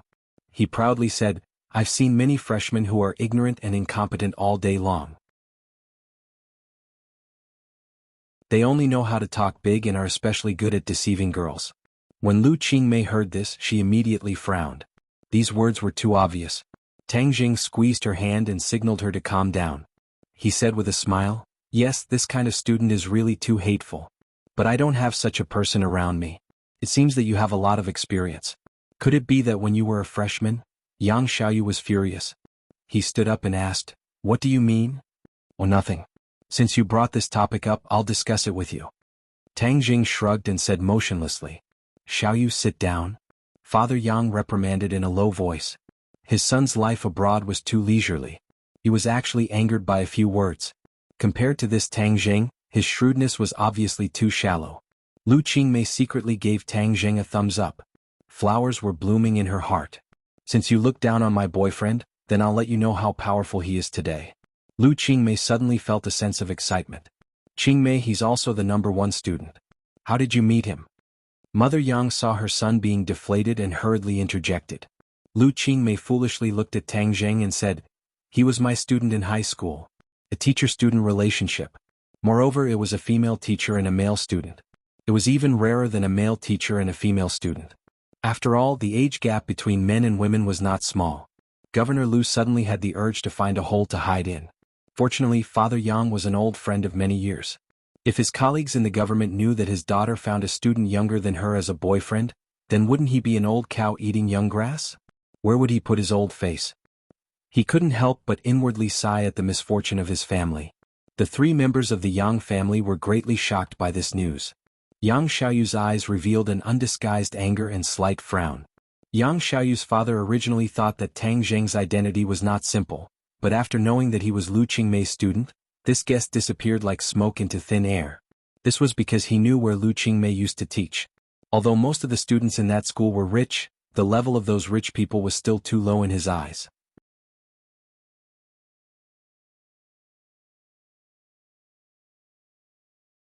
Chapter 567. When the dishes were placed on the table, everyone's wine glasses were filled and they each drank a cup. Father Yang smiled mysteriously and winked at his son, saying, "Xiaoyu, didn't you bring back a gift for Qingmei? Why aren't you taking it out?" Yang Xiaoyu understood and hurriedly picked up a beautifully wrapped gift box from the side. He arrogantly glanced at Tang Zheng with a proud smile and said, "Qingmei, this is a New Year's gift that I specially bought for you. I hope you like it." Governor Lu saw this and smiled knowingly, praising, "Xiaoyu, you're too thoughtful. Qingmei, why aren't you thanking Xiaoyu?" Lu Qingmei wrinkled her brows and looked at Tang Zheng before shaking her head. "I'm sorry, I can't accept it." Yang Xiaoyu's expression slightly changed but quickly returned to normal and said, "Qingmei, I specially chose this for you. I'm sure you'll like it." "That's right, this is Xiaoyu's kind intentions. Qingmei, just accept it." Mother Yang also supported her son. "Qingmei, how can you be so rude? Why aren't you thanking Xiaoyu?" Governor Lu said with an unhappy expression. Lu Qingmei snorted and remained unmoved. She pouted in a fit of pique and immediately fell into an impasse. Tang Zheng gently drank a mouthful of soup and raised his head. He glanced at the gift box and calmly said, "Since you don't want it, then don't take it." Lu Qingmei was his woman and no one could force her to accept something she didn't like. Hearing these words, Lu Qingmei's eyebrows danced in delight, but the other people's expressions greatly changed. Governor Lu stared hatefully at Tang Zheng. "This little brat really doesn't know what's good for him. Letting you sit here and eat is already giving you face, yet you still dare to mess around. This is too much." However, due to his dignity as an elder, he didn't directly scold him and restrained himself. Yang Xiaoyu, on the other hand, didn't have the same temperament and immediately exploded. "Brat, what is the meaning of this? This is my gift to Qingmei. Who are you to tell her what to do? Tang Jing glanced at him indifferently. He didn't like this Yang Xiaoyu from the start. This person was too arrogant and acted as if everyone else should be a head lower than him. This was the style of many nouveau riches. He could flaunt his strength in front of others, but if he wanted to do so in front of Tang Zheng and even have designs on his woman, then he really made a mistake. Before Tang Zheng could retaliate, Lu Qingmei had already impatiently retaliated. She couldn't bear to see her beloved being looked down upon and provoked like this. She immediately glared at Yang Xiaoyu and said, "Yang Xiaoyu, what kind of attitude is this?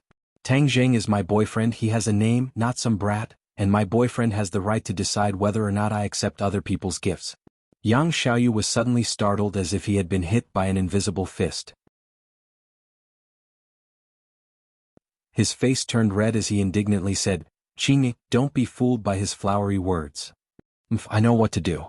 I don't need you to remind me," Lu Qingmei unhappily said. Tang Zheng looked at Yang Xiaoyu with ridicule and of course held Lu Qingmei's hand and said, "Qingmei, it's not worth getting angry with this kind of person.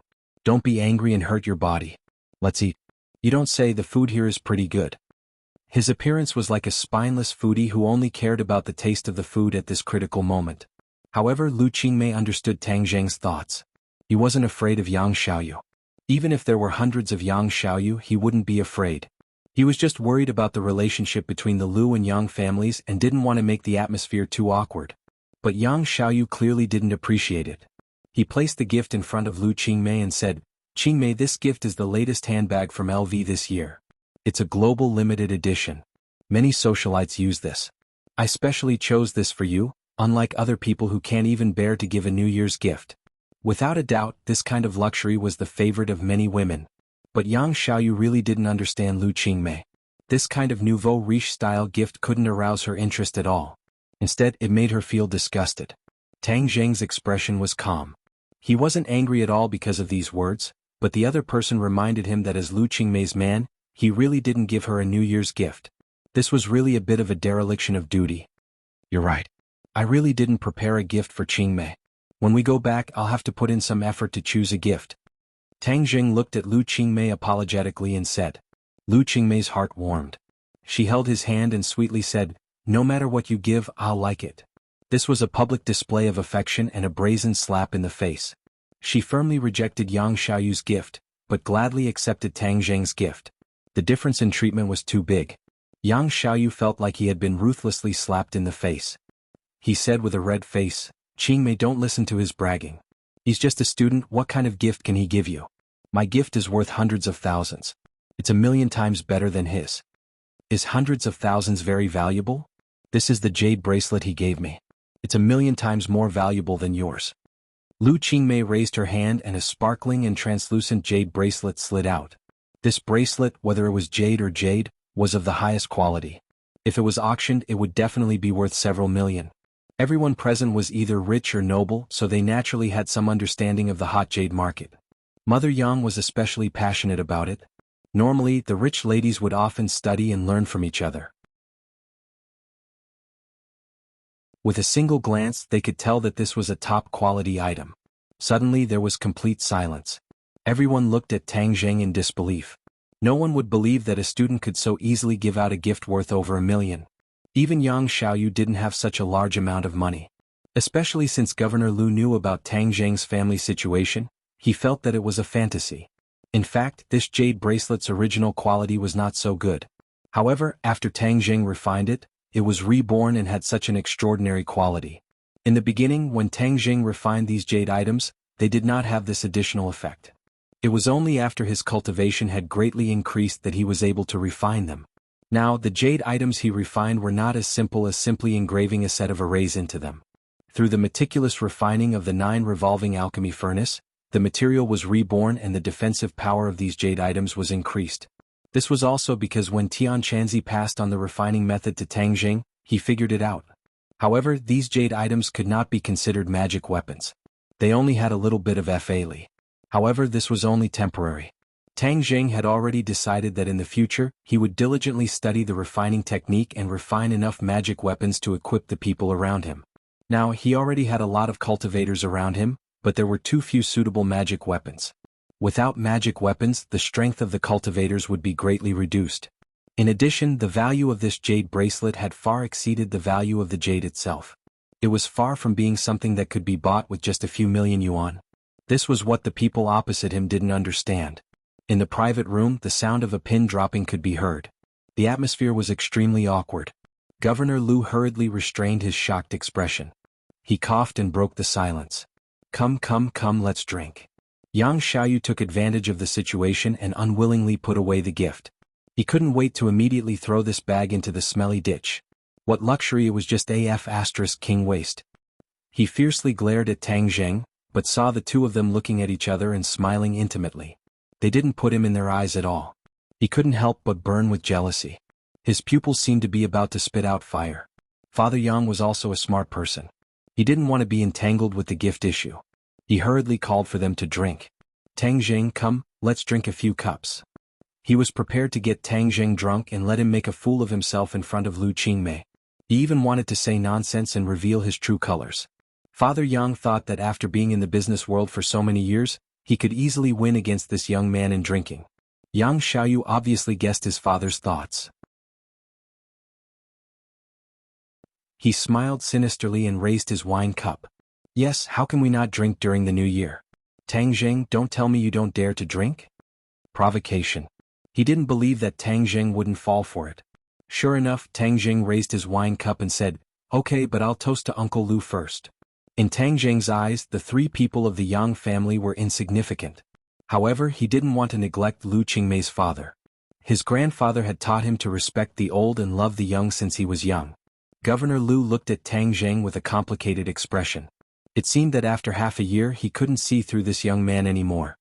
His eyes were so deep, and the temperament that occasionally leaked out made him, a superior, couldn't help but be moved. However, these were all insignificant. If Tang Zheng dared to have ideas about his daughter, then he would make a fool of himself. Governor Lu also saw through Father Yang's thoughts, but he didn't point it out. This was because his goal was the same as the other parties. He wanted to expose Tang Zheng's true colors and let his daughter know that she was wrong. Okay, but young people are the future of the motherland. How can 1 cup be enough? 3 cups.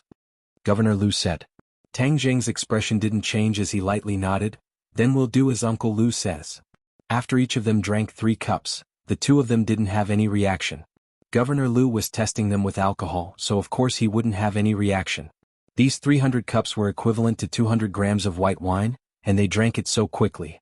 However, Tang Zheng didn't have any reaction, which meant that his alcohol tolerance wasn't low. But this didn't matter. So what if he had a high alcohol tolerance? He would still be defeated in a tag team battle. As a result, the 3 people of the Yang family began a tag team battle. Even Mother Yang personally participated in the battle for her son's happiness. Lu Qingmei was originally going to stop them, but when she saw the faint smile on Tang Zheng's face, she knew that he was fine and didn't say anything. Since you want to trick Tang Zheng, then let's see who wins and who loses.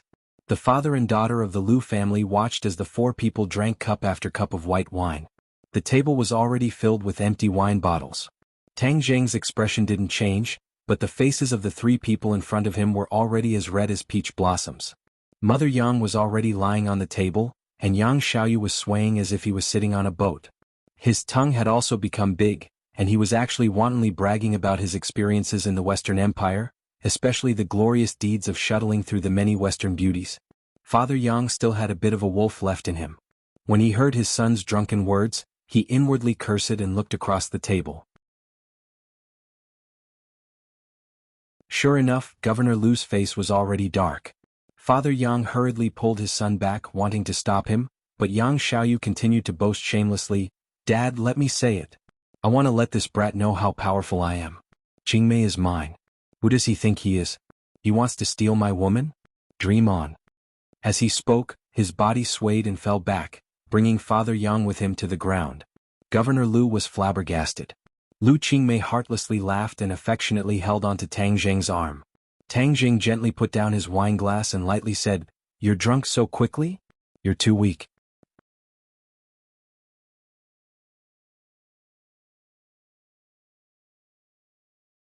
Chapter 568.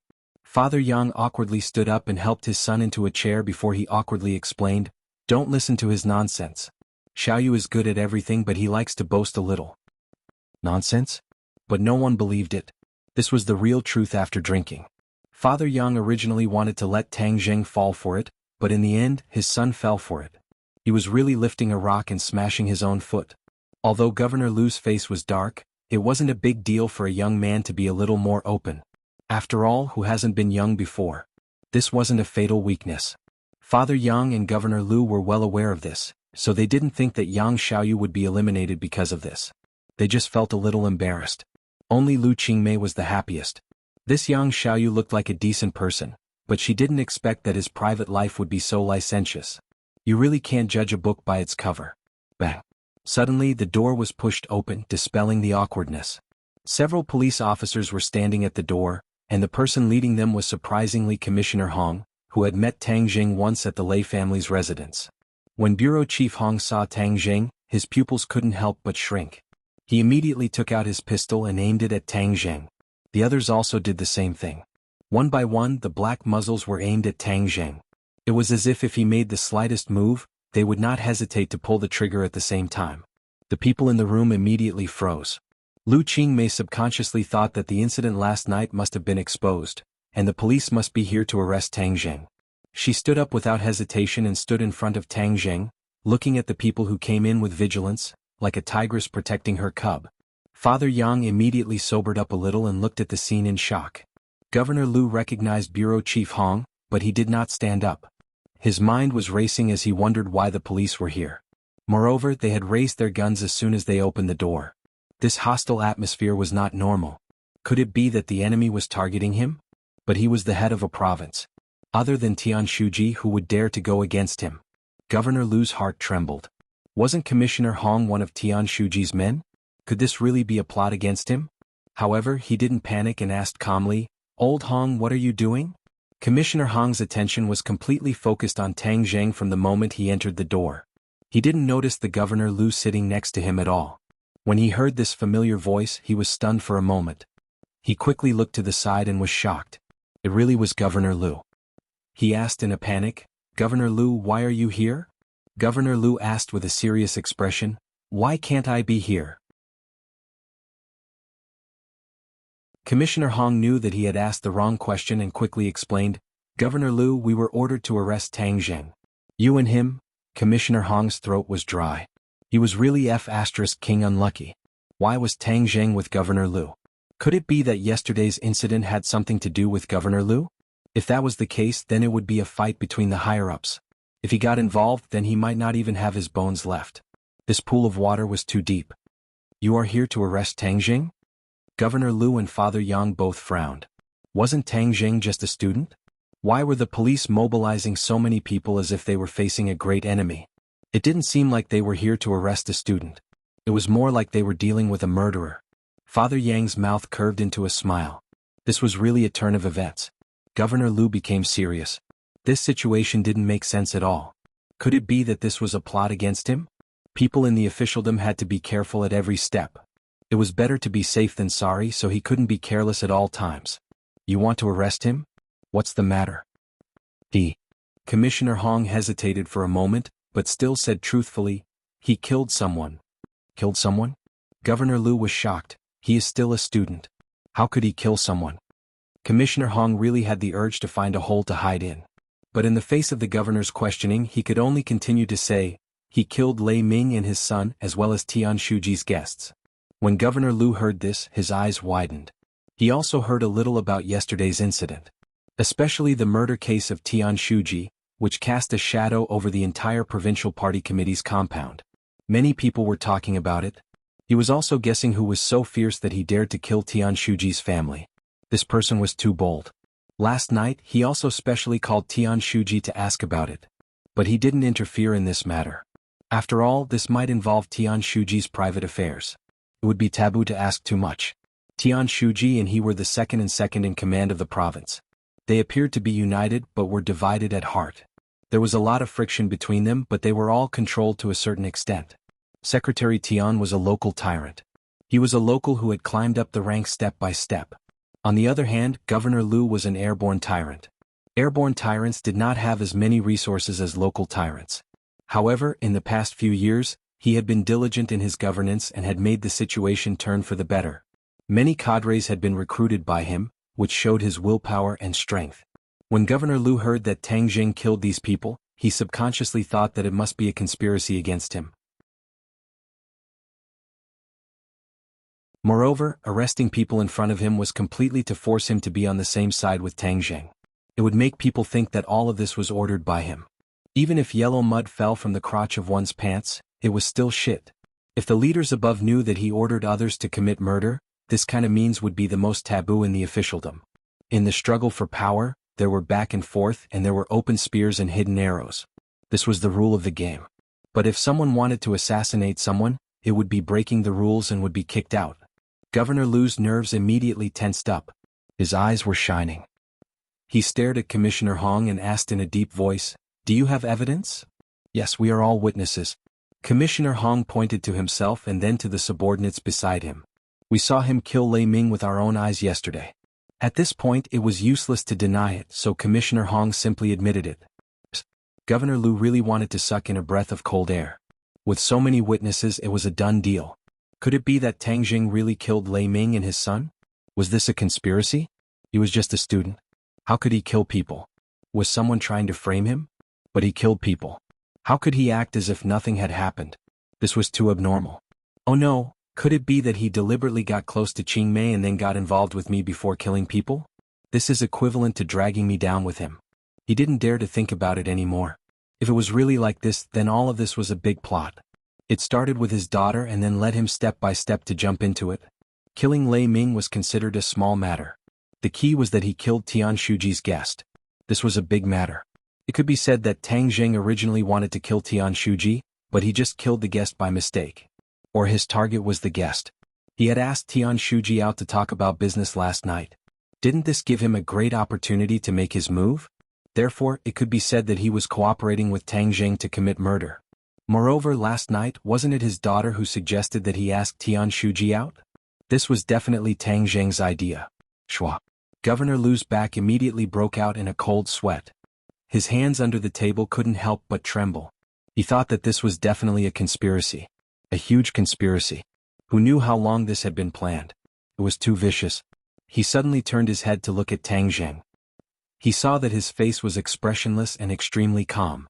If a normal person were to face this kind of situation, they would have already pissed their pants. However, he was completely unaffected. This was too abnormal. There was only one explanation, and that was that he was the one who set this up. He knew that this was all a conspiracy, so he had nothing to fear. Such a ruthless heart at such a young age.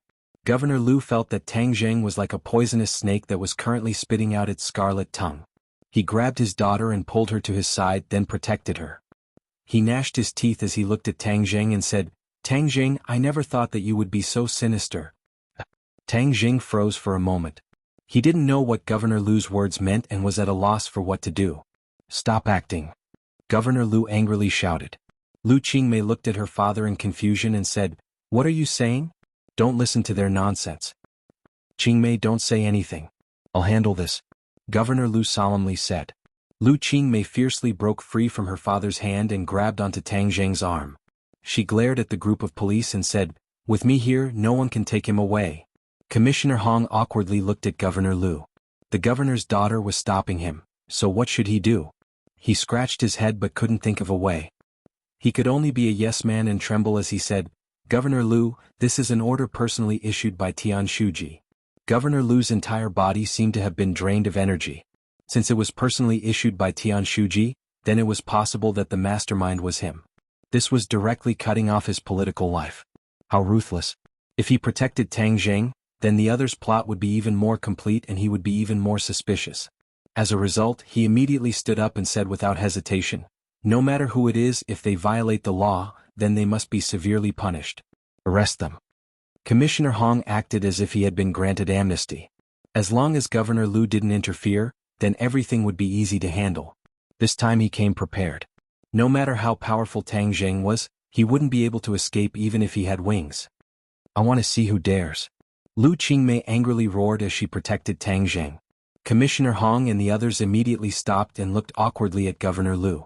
Governor Lu's heart was as cold as ice. His silly daughter still didn't know that she had been deceived.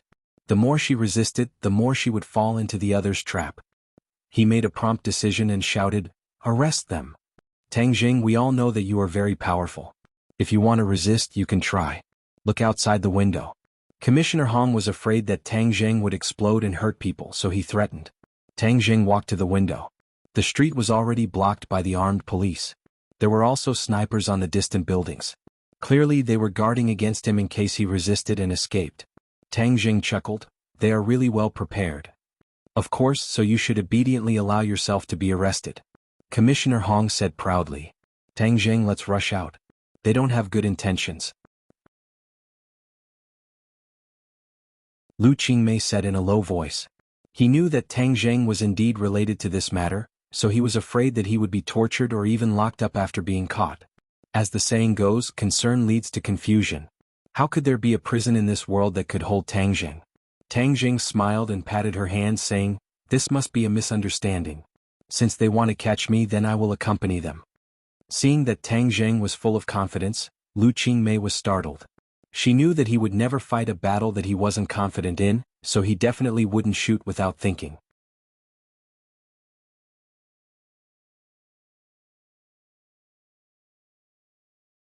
Chapter 569. Tang Jing was brought out of the restaurant.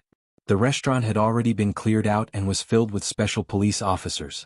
Tang Jing leisurely got into the police car and sped away. Lu Qingmei immediately said to her father, who had an uncertain expression on his face, "You must save Tang Jing." Governor Lu declined to comment. After greeting Father Zhao, he dragged his daughter and left. After a while, when he returned home, he let out a long sigh. He solemnly looked at his daughter and said, "Qingmei, don't get involved in this matter. The water is too deep." Lu Qingmei was at a loss and asked, "What water is too deep?" "I suspect that Tang Jing is a chess piece sent by someone to frame me. You've been tricked by him," Governor Lu hatefully said. The opponent was too cunning. Lu Qingmei was slightly startled. She immediately shook her head like a rattled drum and denied, "You misunderstood. Tang Jing did not trick me. This is not a conspiracy. You have fallen too deep. You are unable to see the bigger picture. But don't worry. Using this kind of conspiracy to deal with me is too simple. You must stay home for the time being. You cannot go anywhere." "No, I have to go find Tang Jing. The police have caught him. What if they interrogate him?" Lu Qingmei stubbornly said. "Are you trying to anger me to death? This is all a conspiracy. The enemy is using Fort Tang Jing and you to deal with me. The political world is dangerous. You don't understand. I will go back to the study first." Governor Lu quickly went back to the study to prepare a countermeasure. Lu Qingmei bit her lips. Her eyes kept changing. Suddenly, she angrily stomped her feet and left the house. At the same time, the atmosphere in the provincial party committee's courtyard was strange. There were many armed police patrolling the courtyard, paying attention to every detail. In particular, Tian Shuji's house was surrounded by many mobile sentries and snipers in the dark to guard against possible attacks. Tian Shuji sat in his study while Commissioner Hong stood respectfully in front of him and reported the details of the arrest. When he heard that Governor Lu and Tang Jing knew each other and even had a meal together, his eyelids twitched violently a few times and a complicated look flashed in his eyes. Seeing his reaction, Commissioner Hong's heart violently trembled a few times. He pretended to be calm and asked, "Tian Shuji, then how do we deal with Tang Jing?" Tian Shuji pondered for a moment and said, "Deal with it strictly according to the law." "Yes, but that kid is very tight-lipped. He didn't say a word when he was in the police station. He became a mute." Commissioner Hong said awkwardly. Tian Shuji's expression turned cold as he said, "Are you police officers incompetent? If the suspect doesn't confess, you can't do anything? Moreover, you saw the crime with your own eyes. Could it be fake?" "It's definitely not fake. It's absolutely true," Commissioner Hong hurriedly guaranteed. "Then think of a way to convict him and make it an ironclad case." "Yes." Commissioner Hong understood. "But what about Governor Lu?" Tian Shuji glared at him and said, "Governor Lu is a man of principle. Why would he protect a criminal?" "Understood." Commissioner Hong left and only Tian Shuji was left in the study. His expression suddenly changed and he muttered to himself, "Last night he asked me out to talk about something. During that time, Qin Lao was assassinated. If he had nothing to do with this matter, then wouldn't it be too much of a coincidence? He was worried that I would get in touch with the Song family, so he would rather hire someone to kill me than let me succeed? You really think that you can compete with me just because you've been doing well these past few days and gathered a group of officials? You're thinking too simply. Qin Lao is dead and I can't absolve myself from the blame. But as long as I punish the murderer and push the blame to you, causing you to get involved with the powerful Song family, then I won't have to do anything. You'll have to suffer the consequences. Moreover, I can still get in touch with the Song family. It's not impossible for me to go further in the future. After sorting out his emotions, Tian Shuji took a deep breath and dialed a number. This number was given to him by Qin Lao. It was the number of the young master of the Song family, Song Yu. After a few beeps, the call went through. "Hello, is this young master Song?" Tian Shuji asked. "It's me. Who are you? Why do you have my number?" Song Yu's cold voice sounded. "Hello, young master Song. I'm Tian Jiyuan. It was Qin Lao who gave me this number." Song Yu immediately remembered who this person was. He smiled and said, "So it's Tian Shuji. I've heard a lot about you. Qin Lao is working at your place. Tian Shuji, please take care of him." Tian Shuji smiled bitterly in his heart. "He's already dead. How can I take care of him?" He hurriedly said, "Young Master Song, I've neglected my duty. Qin Lao was assassinated at my humble home last night." "Qin Lao is dead?" Song Yu was shocked. His voice suddenly rose a few octaves. "How is that possible? Qin Lao was a Xiantian martial artist. How could an ordinary assassin be his opponent?" "It's absolutely true. The murderer is called Tang Zheng." "Tang Zheng?" Song Yu's heart violently beat a few times. In Yusha, the only one who had the ability and courage to kill Qin Lao was Tang Zheng. He originally sent Qin Lao to take drastic measures to disrupt Tang Zheng's base camp. However, he didn't expect him to die so quickly. This was a slap in the face. Song Yu's breathing involuntarily quickened. "Tang Zheng, you're really good." However, Song Yu did not lose his wolf, as Tang Zheng's actions were clearly a warning to the Song family, to kill the chicken to warn the monkey. Song Yu was a smart person. He thought for a moment and understood the deeper meaning. Kaka. He clenched his fist non-stop. He couldn't wait to smash Tang Zheng into meat paste. Seeing that the other party didn't respond, Tian Shuji said, "We've already caught the murderer. However, I suspect that he's not the main culprit. There's someone else behind him. This person is most likely Lu Jiangqion." "Lu Jiangqion?" Song Yu was stunned for a moment. He instantly denied this judgment. This matter had nothing to do with Lu Jiangqion. "Yes. When Qin Lao was killed, he deliberately asked me out to talk about something to create an opportunity for the assassin." Song Yu frowned. This Lu Jiangqion certainly wasn't the main culprit. However, according to Tian Jiyuan, Lu Jiangqion might not be unrelated to this matter. Song Yu couldn't do anything to Tang Zheng for the time being, but dealing with Lu Jiangqion wasn't a problem. "I understand. Someone will be responsible for this." Tian Shuji was overjoyed and said, "The murderer Tang Zheng, we will not let him go. He will definitely be severely punished by the law." Song Yu disagreed in his heart. How could Tang Zheng be so easy to deal with? "Since you want to deal with him, then go ahead." He didn't say much and directly hung up the phone. Tian Shuji was overjoyed. Fortunately, he reacted quickly and turned a disaster into a happy event. This was enough for Lu Jiangqion to drink a pot of wine. Lu Qingmei found Marshall and told her about Tang Zheng's capture. He anxiously said, "Tang Zheng will definitely be tortured if he is captured. We have to think of a way to save him." Marshall remained calm and collected. He thought to himself that it would be better to let him suffer a bit so that he wouldn't bite the hand that feeds him. If he really didn't want to be caught, how could the police catch him? Marshall was not too worried. As long as it was not another powerful martial artist or cultivator that dealt with Tang Zheng, he would be able to handle it with ease and would not be in any danger to his life. Lu Qingmei preemptively said, "Maybe he was afraid of implicating me and my father, so he surrendered." Looking at her panicked appearance, Marshall sighed in his heart. He didn't know what kind of bewitching potion this brat gave this woman to make her so loyal. Fang Shishir was like this and so was Lu Qingmei. "If you want to save him, go and do it yourself. I don't have that kind of free time." Marshall crossed his arms and refused. Lu Qingmei was stunned for a moment, then said, "How can you not save him?" Marshall remained indifferent, thinking that when he was really going to die, I would naturally save him. Lu Qingmei hatefully stomped her feet and said, "If you don't save him, I will save him myself. Even if I have to sacrifice my life, I will not hesitate." Finished speaking, she turned around and left. Police station. Tang Zheng was shackled and locked in the interrogation room. Commissioner Hong sat opposite him and personally interrogated him. This was what Tian Shuji had told him. He did not want to leave it to others. This credit was his. Moreover, he was scared by Tang Jing yesterday. Today he could flaunt his strength and get back at him. Seeing Tang Jing's eyes open as if he was about to fall asleep, Commissioner Hong suddenly slammed the table and angrily shouted, "Tang Jing, you better have a proper attitude. This is the police station, not your home. If you don't behave, I will take care of you."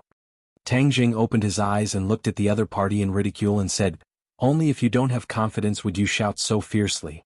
Yesterday when I saw you, why didn't you dare to shout?" Commissioner Hong's face turned red. Yesterday's humiliation was brought up in front of everyone. He was unable to restrain his anger and said, "Yesterday you killed people in front of everyone. Last night you sneaked into Tian Shuji's house and committed murder. Tell me honestly, who ordered you?" Commissioner Hong understood Tian Shuji's intentions. This matter must be related to Governor Liu, so he asked this question to guide Tang Jing. Tang Jing raised his eyebrows and said, "You think I was ordered by someone?" "Yes, obediently tell me the mastermind behind this." "What if I tell you that I didn't?" "No, you are just a student and you dare to do such a thing? Don't think that I am an idiot and will believe your nonsense," Commissioner Hong said righteously. Tang Jing shook his head and said, "You are worse than an idiot." "You." Commissioner Hong's face turned red. "Don't think that just because someone is protecting you, you can sit back and relax. The evidence is conclusive and you cannot escape." "It seems that you still don't understand me," Tang Jing said in ridicule. If the other party went to Ordinary Balance to investigate him, then he would not be so arrogant. What happened in Ordinary Balance was controlled to a certain extent. The Ordinary Balance's citizens did not know the details and only a few local officials knew. Moreover, it was the Dragon Group and the National Security Bureau that issued the gag order. Therefore, even the Wuxia officials did not know the details and did not know Tang Jing's background and power. "I already know enough about you, so if you obediently tell me the truth and tell me the mastermind behind this, I can ask the judge to reduce your sentence by a few years," Commissioner Hong enticed.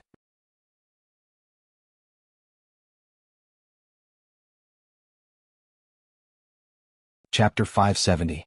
Commissioner Hong had interrogated many people, but no one was as difficult as Tang Jing. However, he had many means and it was not so easy to get out after entering this door. He was preparing to use his means, but one of his men opened the door and whispered a few words in his ear. His face changed slightly and he glared at Tang Jing fiercely and said, "I'll deal with you later." In the office, Commissioner Hong saw Lu Qingmei. He immediately squeezed out a smile and asked, "Miss Lu, why are you here? What did you do to Tang Jing?" "He is suspected of murder and we are interrogating him." Although Lu Qingmei knew that Tang Jing did kill the man, there was a reason for it. It was clear that they came to trouble Tang Jing first and wanted to kill him. He was just defending himself. Commissioner Hong rolled his eyes and asked, "Miss Lu, what is your relationship with Tang Jing?" "He is my boyfriend," Lu Qingmei blurted out. Bureau Chief Hong was stunned. He knew that Lu Qingmei had already graduated from university, and Tang Jing was only in his first year of university. The age gap was too big, so he didn't think about it in this direction before. Hearing Lu Qingmei personally say these words, he did not have any doubts. Who would foolishly claim that they were in a relationship with the suspect? However, in a flash, Commissioner Hong was overjoyed. He had been looking for the connection between Tang Jing and Lu Jiangqion, so that he could tie the two together, but Tang Jing had not said anything, so he had no way. Since Tang Jing and Lu Qingmei were boyfriend and girlfriend, then he was related to Lu Jiangqion. Even if he could not find substantial evidence, he could make Lu Jiangqion suffer.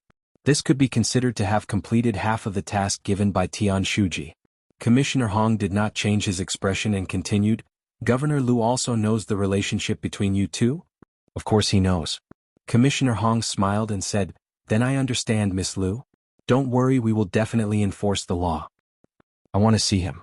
Commissioner Hong hesitated and said, "Yes, but only for a while." Lu Qingmei was brought to the interrogation room. When she saw Tang Jing was shackled, her eyes immediately turned red. She glared at Commissioner Hong and said, "You are too ruthless." Commissioner Hong smiled and said, "Tang Jing's skills are extraordinary. We are worried that he will do something stupid. This is for his own good." Lu Qingmei coldly snorted and threw herself into Tang Jing's hands. She groped and said, "How are you? Did they do anything to you?" Tang Jing looked at her in astonishment. He did not expect her to run over. He quickly comforted her, "I'm fine. Don't worry." You're already like this. How can I not worry? Suddenly she lowered her voice and said, originally I wanted to ask Wu to come with me. At worst we can escape. But that woman doesn't care about your life or death. Tang Jing's heart warmed as he comforted her. Silly girl. Don't do anything stupid. They can't hurt me nor can they control me. Moreover, if you really do this you will fall into their trap. But if I don't save you then how can you go out? Don't worry. I have my own plans. Just watch carefully. Tang Jing said confidently. Lu Qingmei was skeptical. Miss Lu, it's time, Chief Hong urged when he saw the two of them whispering to each other. Let's go back. Tang Jing comforted her. Then you must be careful. If someone dares to torture and extort a confession, there will not be a good result. Lu Qingmei said. Commissioner Hong's face revealed an awkward expression. Just as Lu Qingmei walked out of the police station, a car stopped in front of her. Yang Xiaoyu hurriedly got out of the car and said with concern, Qingmei, I am relieved that you are fine. Just now, I heard from my dad what happened in the restaurant. It really gave me a fright. After Yang Xiaoyu woke up and heard about the wonderful events, it was too late for regrets. He really suffered a big loss and missed such a good show. Otherwise, he would have fiercely reprimanded Tang Jing in front of Lu Qingmei. But now it was not bad. At least Tang Jing's disguise had been exposed, so his chance had come again. What are you doing here? Lu Qingmei asked snappily. Yang Xiaoyu said excitedly, Qingmei, I came to protect you. I didn't expect that so many things would happen in the restaurant. As soon as I woke up, I immediately came to find you. I have already said that Tang Jing is not a good person. He is a big liar and has bad intentions towards you. Fortunately, he has been exposed and has not caused a disaster. Lu Qingmei frowned and said, Don't talk nonsense. How am I talking nonsense? The facts are clear. He killed someone. Not only is he a liar, this kind of person should be shot. He is too hateful. Yang Xiaoyu said with righteous indignation. But he did not notice that Lu Qingmei's face had already darkened. She angrily shouted, Have you said enough? I am not in the mood to listen to your nonsense. Scram. Yang Xiaoyu was stunned but immediately returned to normal and said, Qingmei, I know you were shocked and did not think of all this. Don't worry, I will protect you in the future. No one will be able to hurt you. As he spoke, he made a gesture to hug Lu Qingmei's shoulder. He was simply courting death. Lu Qingmei was already upset, and when she saw his actions she immediately exploded. She kicked him in the stomach and he flew out with a whoosh. He hit the car door with a muffled bang, and like a dead fish, he softly fell to the ground, rolling his eyes and sucking in cold air. Lu Qingmei coldly snorted and left with large strides. She could not just sit there and wait for death. She had to think of another way. After a long while, Yang Xiaoyu finally recovered and crawled up in a sorry state. He spat in the direction where Lu Qingmei disappeared and said with gritted teeth, Lu Qingmei, what are you so arrogant for? An old cow eating young grass, a student who hasn't even grown hair has already deceived you. I don't believe that I, the flower saint, can't take you down. If you didn't have the governor as your father, I wouldn't have to pretend to be a gentleman. But just you wait, one day I will make you beg for mercy under my body. Commissioner Hong waited for Lu Qingmei to leave before excitedly reporting the new information to Tian Shuji. Tang Zheng and Lu Qingmei were actually boyfriend and girlfriend. This meant that Lu Zhangqian would not be able to clear his name even if he jumped into the Yellow River. The future son-in-law of the governor was actually a criminal. This was a stain on Lu Zhangqian's future. Moreover, didn't this link the two murders to Lu Zhangqian? Tian Shuji immediately ordered the case to be closed as soon as possible. Commissioner Hong understood. Although Tang Jing did not confess, it did not matter. He still searched everywhere for evidence. After spending an entire night, he finally made a complete chain of evidence that could pin Tang Jing to death. At dawn, Commissioner Hong came to the interrogation room with a pair of panda eyes. Tang Jing was still handcuffed to the chair and was sleeping with his eyes closed. He did not wake up even when he heard the door open. Humph, you can still sleep? Wait until you eat a bullet, then you can continue sleeping. Commissioner Hong coldly said. Tang Jing slowly opened his eyes and looked at Commissioner Hong with a smile that was not a smile. He said, I'm afraid you ate a bullet, but I didn't. I'm not going to talk to you about these useless things.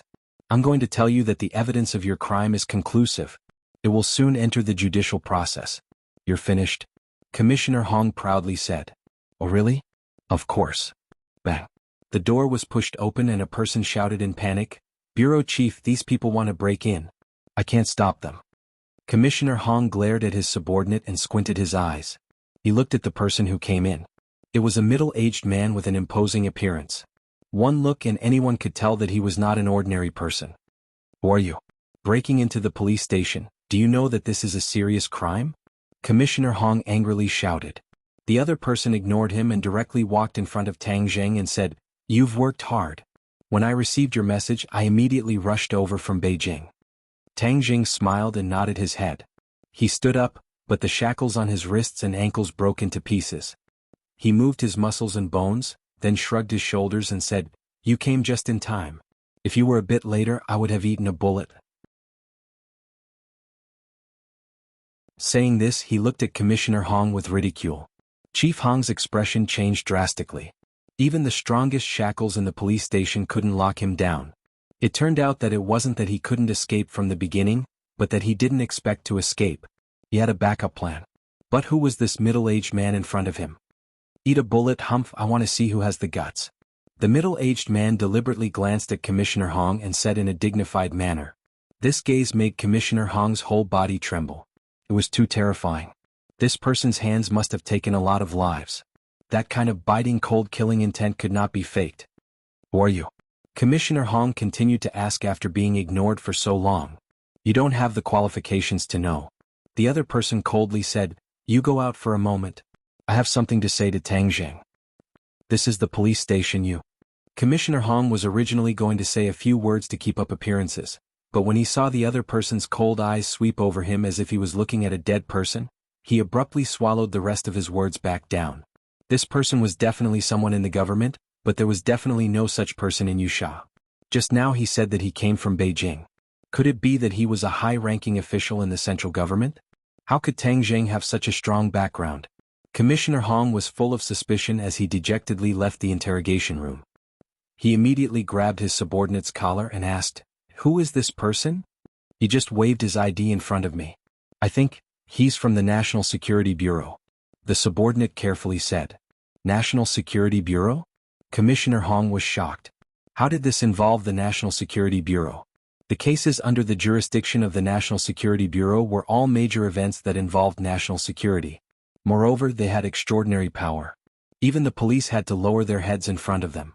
Because of the uniqueness of the National Security Bureau, their actions were usually very low-key and mysterious. Commissioner Hong had basically never dealt with them before, but he had heard a few things. The National Security Bureau was not to be trifled with. The National Security Bureau stepped in for Tang Zheng. Then the evidence that he had painstakingly collected last night would not be of much use.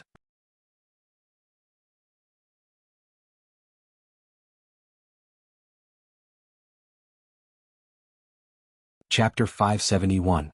The person who came was indeed from the National Security Bureau. He was the head of the National Security Bureau, Su Yingtian. After the person left, Su Yingtian's tense face relaxed.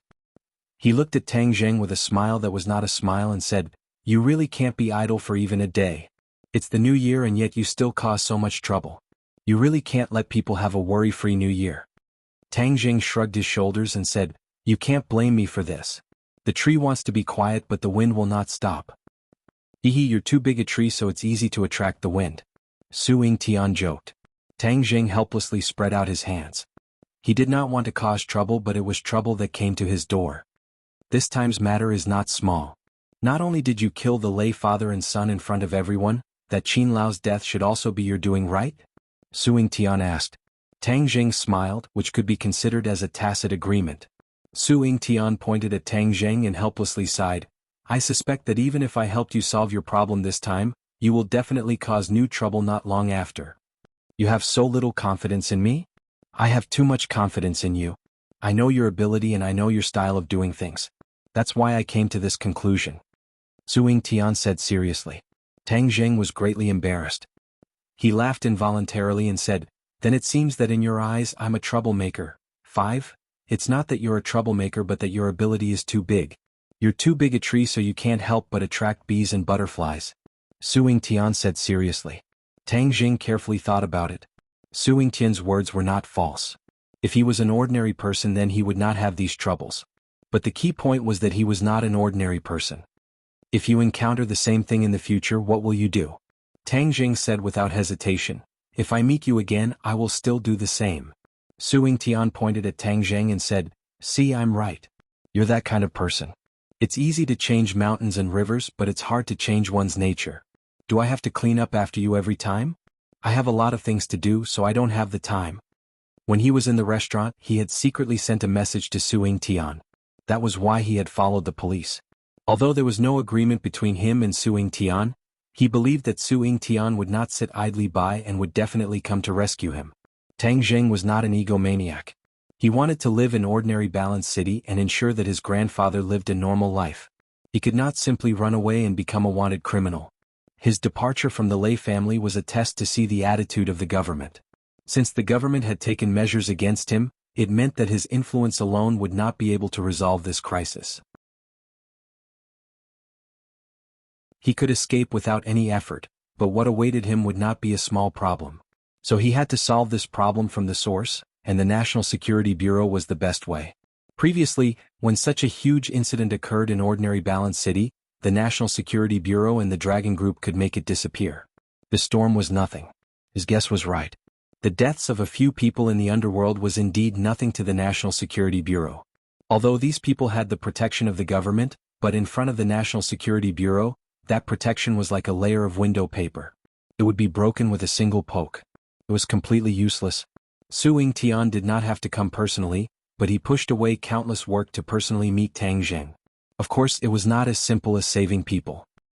He looked at Tang Jing with a burning gaze and said, "I have a solution." "What solution?" Tang Jing asked curiously. Su Yingtian took out a document and pushed it in front of Tang Jing. He looked at him with a smile.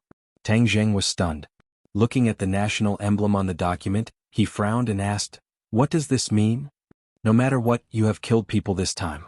Although the National Security Bureau has a lot of power, but to save an unrelated person, the local government will also be dissatisfied. You also know that the local government is not without power. If they report it to the higher-ups, it will be enough to make me suffer," Su Yingtian said. "And then?" Tang Jing pointed at the document and asked, "If you have an identity to protect you, then what you did will be logical. Not to mention killing a few people in the underworld, even the local government will not be able to do anything to you," Su Yingtian said proudly. This was the privilege of the National Security Bureau. Tang Jing's head moved. This privilege was too useful for him. He also knew that in the future he would encounter similar troubles. There would always be something that could be used against him. If he had this protective talisman, then it would be twice the result with half the effort. At least he would not be stuck in a stalemate with the local government. He knew that he was strong, so he did not want to be enemies with the local government. He felt that it was meaningless. It was like an adult bullying a child. It was dull and boring. This was the National Security Bureau throwing an olive branch to him. Should he accept it or not? The Dragon Group was his enemy. Now that the National Security Bureau came out to mediate, the two sides could be considered to have reached a temporary peace. But Tang Jing knew that Xing Feng would definitely not let it go. There was no such thing as being a thief for 1,000 days. So if he had the National Security Bureau as a protective talisman, Xing Feng would not dare to act rashly for a long time. But this also had its drawbacks. If he joined the National Security Bureau, then he would be subject to the corresponding restrictions and would not be as free as he was now. After pondering for a long time, Tang Jing asked, "What do you want me to do?" Su Yingtian's brows revealed a trace of joy. This was a dangerous move. An expert like Tang Jing would not be willing to be manipulated by others. He also did not have the intention to manipulate Tang Jing. Cooperation was a win-win choice. Become a special agent of the National Security Bureau. Help the National Security Bureau to deal with some special cases. Other than that, the National Security Bureau will not interfere with anything you do. With the National Security Bureau's protection, many things will be more convenient, such as this time. Tang Jing was silent as he weighed the pros and cons. Without a doubt, Su Yingtian's conditions were very sincere. There were not many restrictions on Tang Jing. He only wanted him to help the National Security Bureau when necessary. But for Tang Jing he could provide a lot of convenience. In addition, after coming into contact with Su Yingtian many times, Tang Jing already had some understanding of him. Su Yingtian was much more upright than Xing Feng, and was not a shameless person who only knew how to curry favor. The National Security Bureau had an independent intelligence agency, and Tang Jing could obtain a lot of useful information from it. This was also a very important point. Su Yingtian quietly looked at Tang Jing, waiting for his decision. He was a little nervous. He had made this request after careful consideration, especially after knowing that the witch tribesmen had already appeared in the ordinary balance. The National Security Bureau had specially organized people to study the mysterious force in Tang Jing's hands. They believed that the future of this force was limitless, and that it would definitely explode with great power in the future. The expert's suggestion was that if this force could not be controlled by the National Security Bureau, then it had to be eliminated as soon as possible to avoid future troubles. However, Su Yingtian did not accept the expert's opinion. He knew the actual situation better. With Tang Jing's personality, dealing with the witch tribesmen was equivalent to making an enemy out of him. The gains did not make up for the losses. This world was changing. It was no longer the original world, so many rules were slowly changing. Su Yingtian was clearly aware of this, so he did not dislike Tang Jing's identity as a cultivator. Instead, he was very interested in him. He did not know how far he could go in the future. In addition, this world was not only filled with cultivators like Tang Jing, there was also an expert like the 100 Transformation Star Lord. He was not someone that ordinary people could deal with, and even Su Yingtian did not have complete confidence in dealing with him. Therefore, roping in Tang Jing and dealing with the 100 Transformation Star Lord in the future was not a bad choice. The Western Empire had also been restless, trying to subvert the Wuxia. The National Security Bureau needed more talents, so no matter what, the advantages of recruiting Tang Jing outweighed the disadvantages. Tang Jing's eyes gradually became firm. It was obvious that he had made a decision. Su Yingtian looked at him nervously, looking forward to his answer. Okay, I promise you. Tang Jing accepted the certificate in front of him and opened it. His photo had already been pasted. Su Yingtian felt relieved and laughed loudly. Tang Jing, welcome to the National Security Bureau. The two of them shook each other's hands vigorously, and a satisfied smile appeared in each other's eyes. Then let's go and solve this problem. Su Yingtian said with a smile and walked out with Tang Jing. Commissioner Hong led many subordinates to block the door, as if he was afraid that Tang Jing would run away. Su Yingtian sneered and said, Commissioner Hong, Tang Jing is from the National Security Bureau. You know best what kind of people Lei Ming and his son are, so you only have yourself to blame, understand? Tang Jing has regained his freedom. He is from the National Security Bureau? Commissioner Hong's heart thumped. No matter how big the hole in his brain was, he did not think of this possibility. But Tian Shuji wanted to turn this case into an ironclad case, and implicate Tang Jing and Lu Zhangqian together. If he let him go, then wouldn't he be neglecting his duty, and all his previous efforts would go to waste? He could not bear this responsibility. No, I can't let him go just because you said so. Who are you? Do you have this right? Commissioner Hong persistently asked. Su Yingtian's face sank and said, Who am I? You have no right to know. If I say that Tang Jing is from the National Security Bureau, then he is.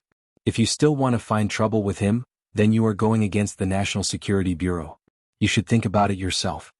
Commissioner Hong's heart was bitter, but he could only bite the bullet and say, but not only did he kill Lei Ming and his son, he also intended to harm Tian Shuji. Nonsense, do you have any evidence? Su Yingtian angrily shouted. Evidence? Commissioner Hong was speechless. Tang Jing killed Qin Lao and did not leave any clues, let alone evidence. Qin Lao was different from Lei Ming and his son. After all, he was a member of the Song family. Although everyone knew that Tang Jing killed him, there was no evidence and no one could do anything to Tang Jing. Although the National Security Bureau was powerful, they still had to take into account the Song family's attitude, so they deliberately pushed this case away from Tang Jing. This way the Song family would not have any evidence against them and would have nothing to say.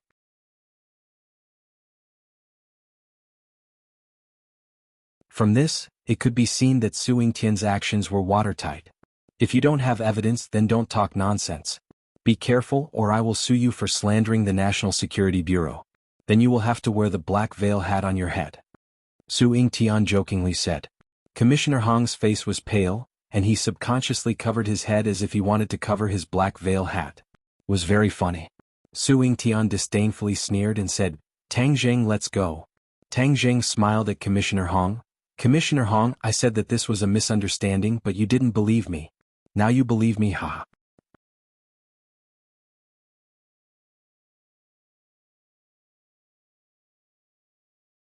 Chapter 572. The investigation and conviction of Tang Jing came to an end, and the investigation was stopped halfway.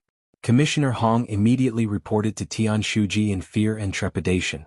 Tian Shuji was furious and reprimanded Commissioner Hong for not investigating Tang Zheng's background in advance. After hanging up the phone, Tian Shuji fell into silence. Tang Zheng was a member of the National Security Bureau, which meant that Lu Zhangqian might have won the support of the National Security Bureau. This made things a bit tricky. It was impossible to find a breakthrough from Tang Zheng and involve Lu Zhangqian. However, he was not afraid of the National Security Bureau. Although it was a secret agency, it would not interfere too much with the local government. There was nothing to be afraid of. It was just that Lu Zhangqian launched an attack on him. The original balance between the two was completely broken, and a winner was bound to be determined. Lu Zhangqian, do you really think you are my opponent? Humph, your thinking is too simple. Tian Shuji sneered and said to himself. Lu Zhangqian already knew what happened in the police station. When he heard that Tang Zheng was a member of the National Security Bureau, he was really shocked. How could a college student become a member of the National Security Bureau? He wanted to ask his daughter clearly, but Lu Qingmei also did not know, so she did not know. At this moment, Lu Qingmei was ecstatic. She had already received a call from Tang Zheng, so like a gust of wind, she rushed out of the house and joined Tang Zheng. Without hesitation, she threw herself into his arms.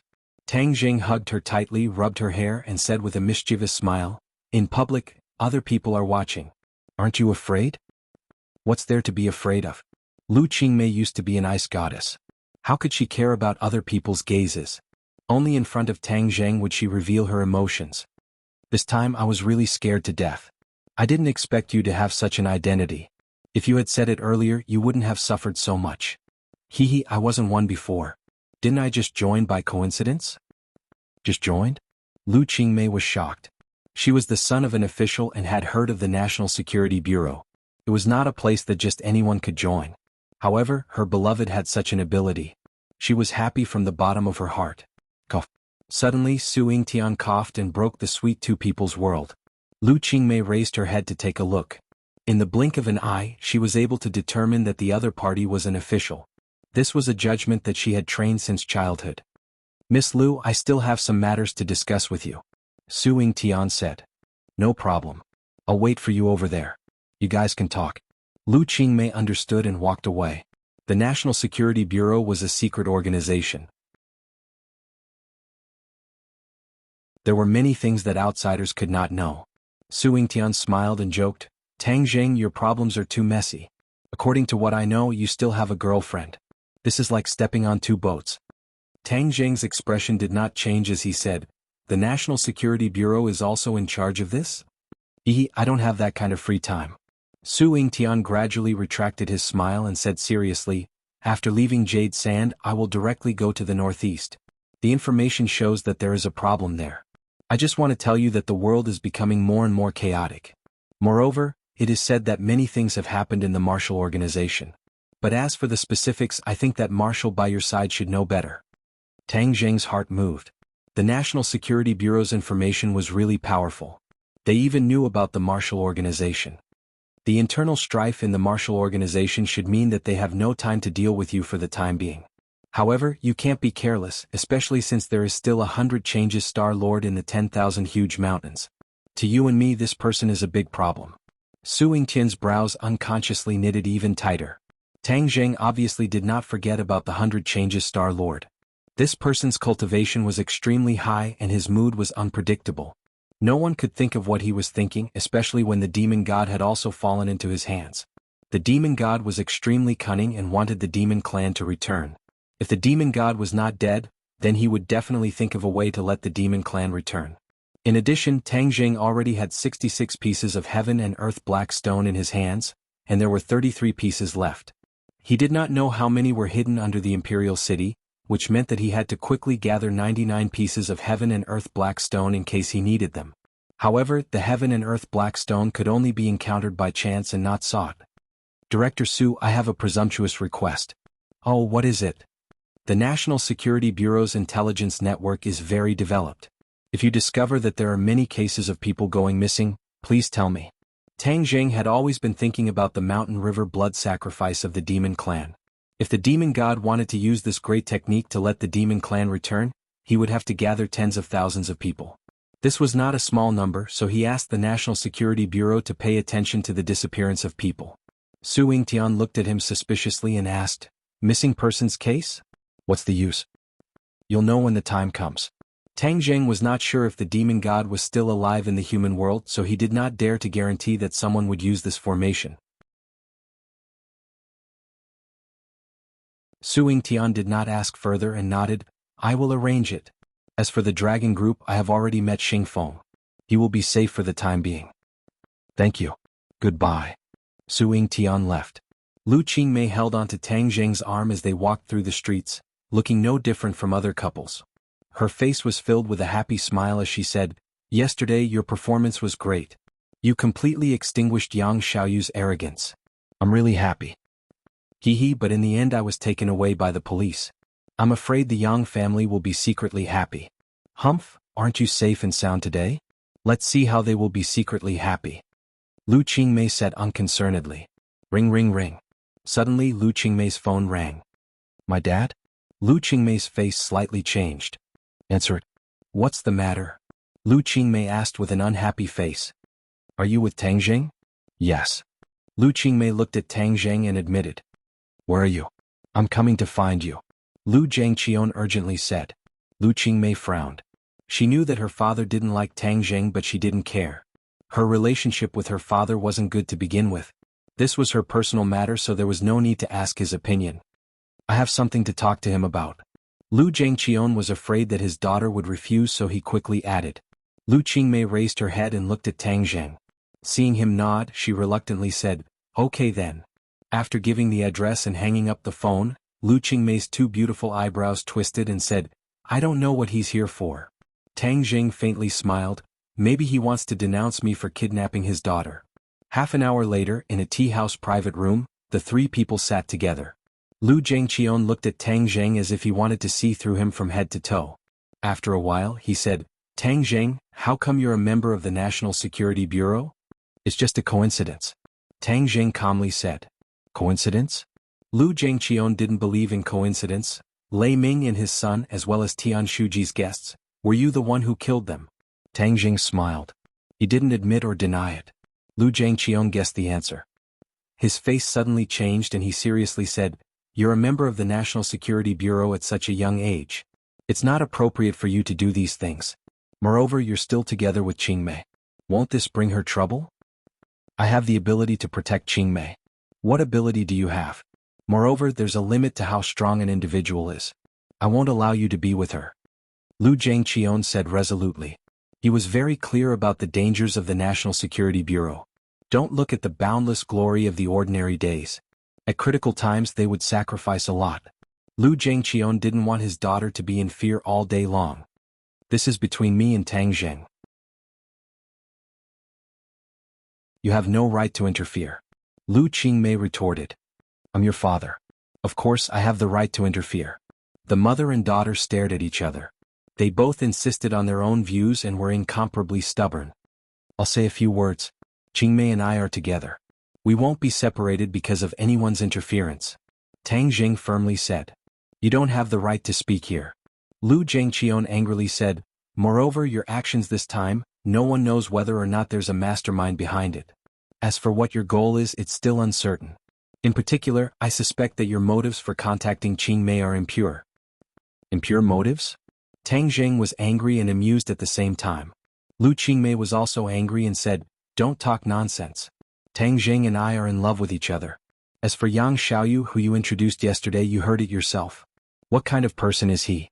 So in the future you don't have to worry about this. I can tell you clearly that I have absolutely no other motives for being with Qingmei. I just want to be with her," Tang Zheng said. "I've seen many people like you. I'm not old yet. Moreover, although you were lucky enough to escape this time, there's no guarantee that you'll be so lucky next time. So, I absolutely won't hand my daughter over to an unreliable person like you. Qingmei, let's go back," Lu Zhangqian angrily said. "I'm not going back." Lu Qingmei stubbornly raised her neck and hugged Tang Zheng's arm. "You can't separate us. Tang Zheng, let's go." After saying that, she dragged Tang Zheng out of the tea house. Lu Zhangqian was so angry that he almost stomped his feet. At first, he guessed that this was a conspiracy against him. But now that Tang Zheng was a member of the National Security Bureau, the possibility of a conspiracy was very small. But because of this matter, his relationship with Tian Shuji became more and more heated. He was afraid that there would be more confrontations in the future. At this time, he didn't want to be distracted by his daughter's matter. He wanted to cut the Gordian knot and kick Tang Zheng out. But his daughter and Tang Zheng's attitude was beyond his expectations, leaving him, a provincial governor, at his wits' end. Lu Qingmei angrily dragged Tang Zheng down the street before calming down a little and said, "What qualifications does he have to interfere with my life? At first, for his own future, he didn't care about my mother. He didn't even see her for the last time. But now he's trying to dictate my life." Tang Zheng patted her shoulder and comforted her. Perhaps he has his own difficulties. He could be firm, but when he was alone with Lu Qingmei, he couldn't fan the flames. After all, they were father and daughter. They were related by blood. No matter what, Lu Zhangqian's starting point was at least concerned about Lu Qingmei. Tang Zheng was a reasonable person. Of course he understood this point. So, he comforted her for a moment. When her mood finally calmed down, he said, "Yusha's matter has been resolved. I'm going back to ordinary balance. In a few days I'll return to Beijing. At that time we'll meet again." You're tuning in to the Han Li's Wuxia Chronicles YouTube channel. We're so grateful for your support, and don't forget to subscribe to join us on this incredible journey through captivating stories. Your generosity through donations truly makes a world of difference, as it's the primary source of revenue that allows me to expand and enhance this channel for you. Thank you from the bottom of my heart for being a part of this adventure.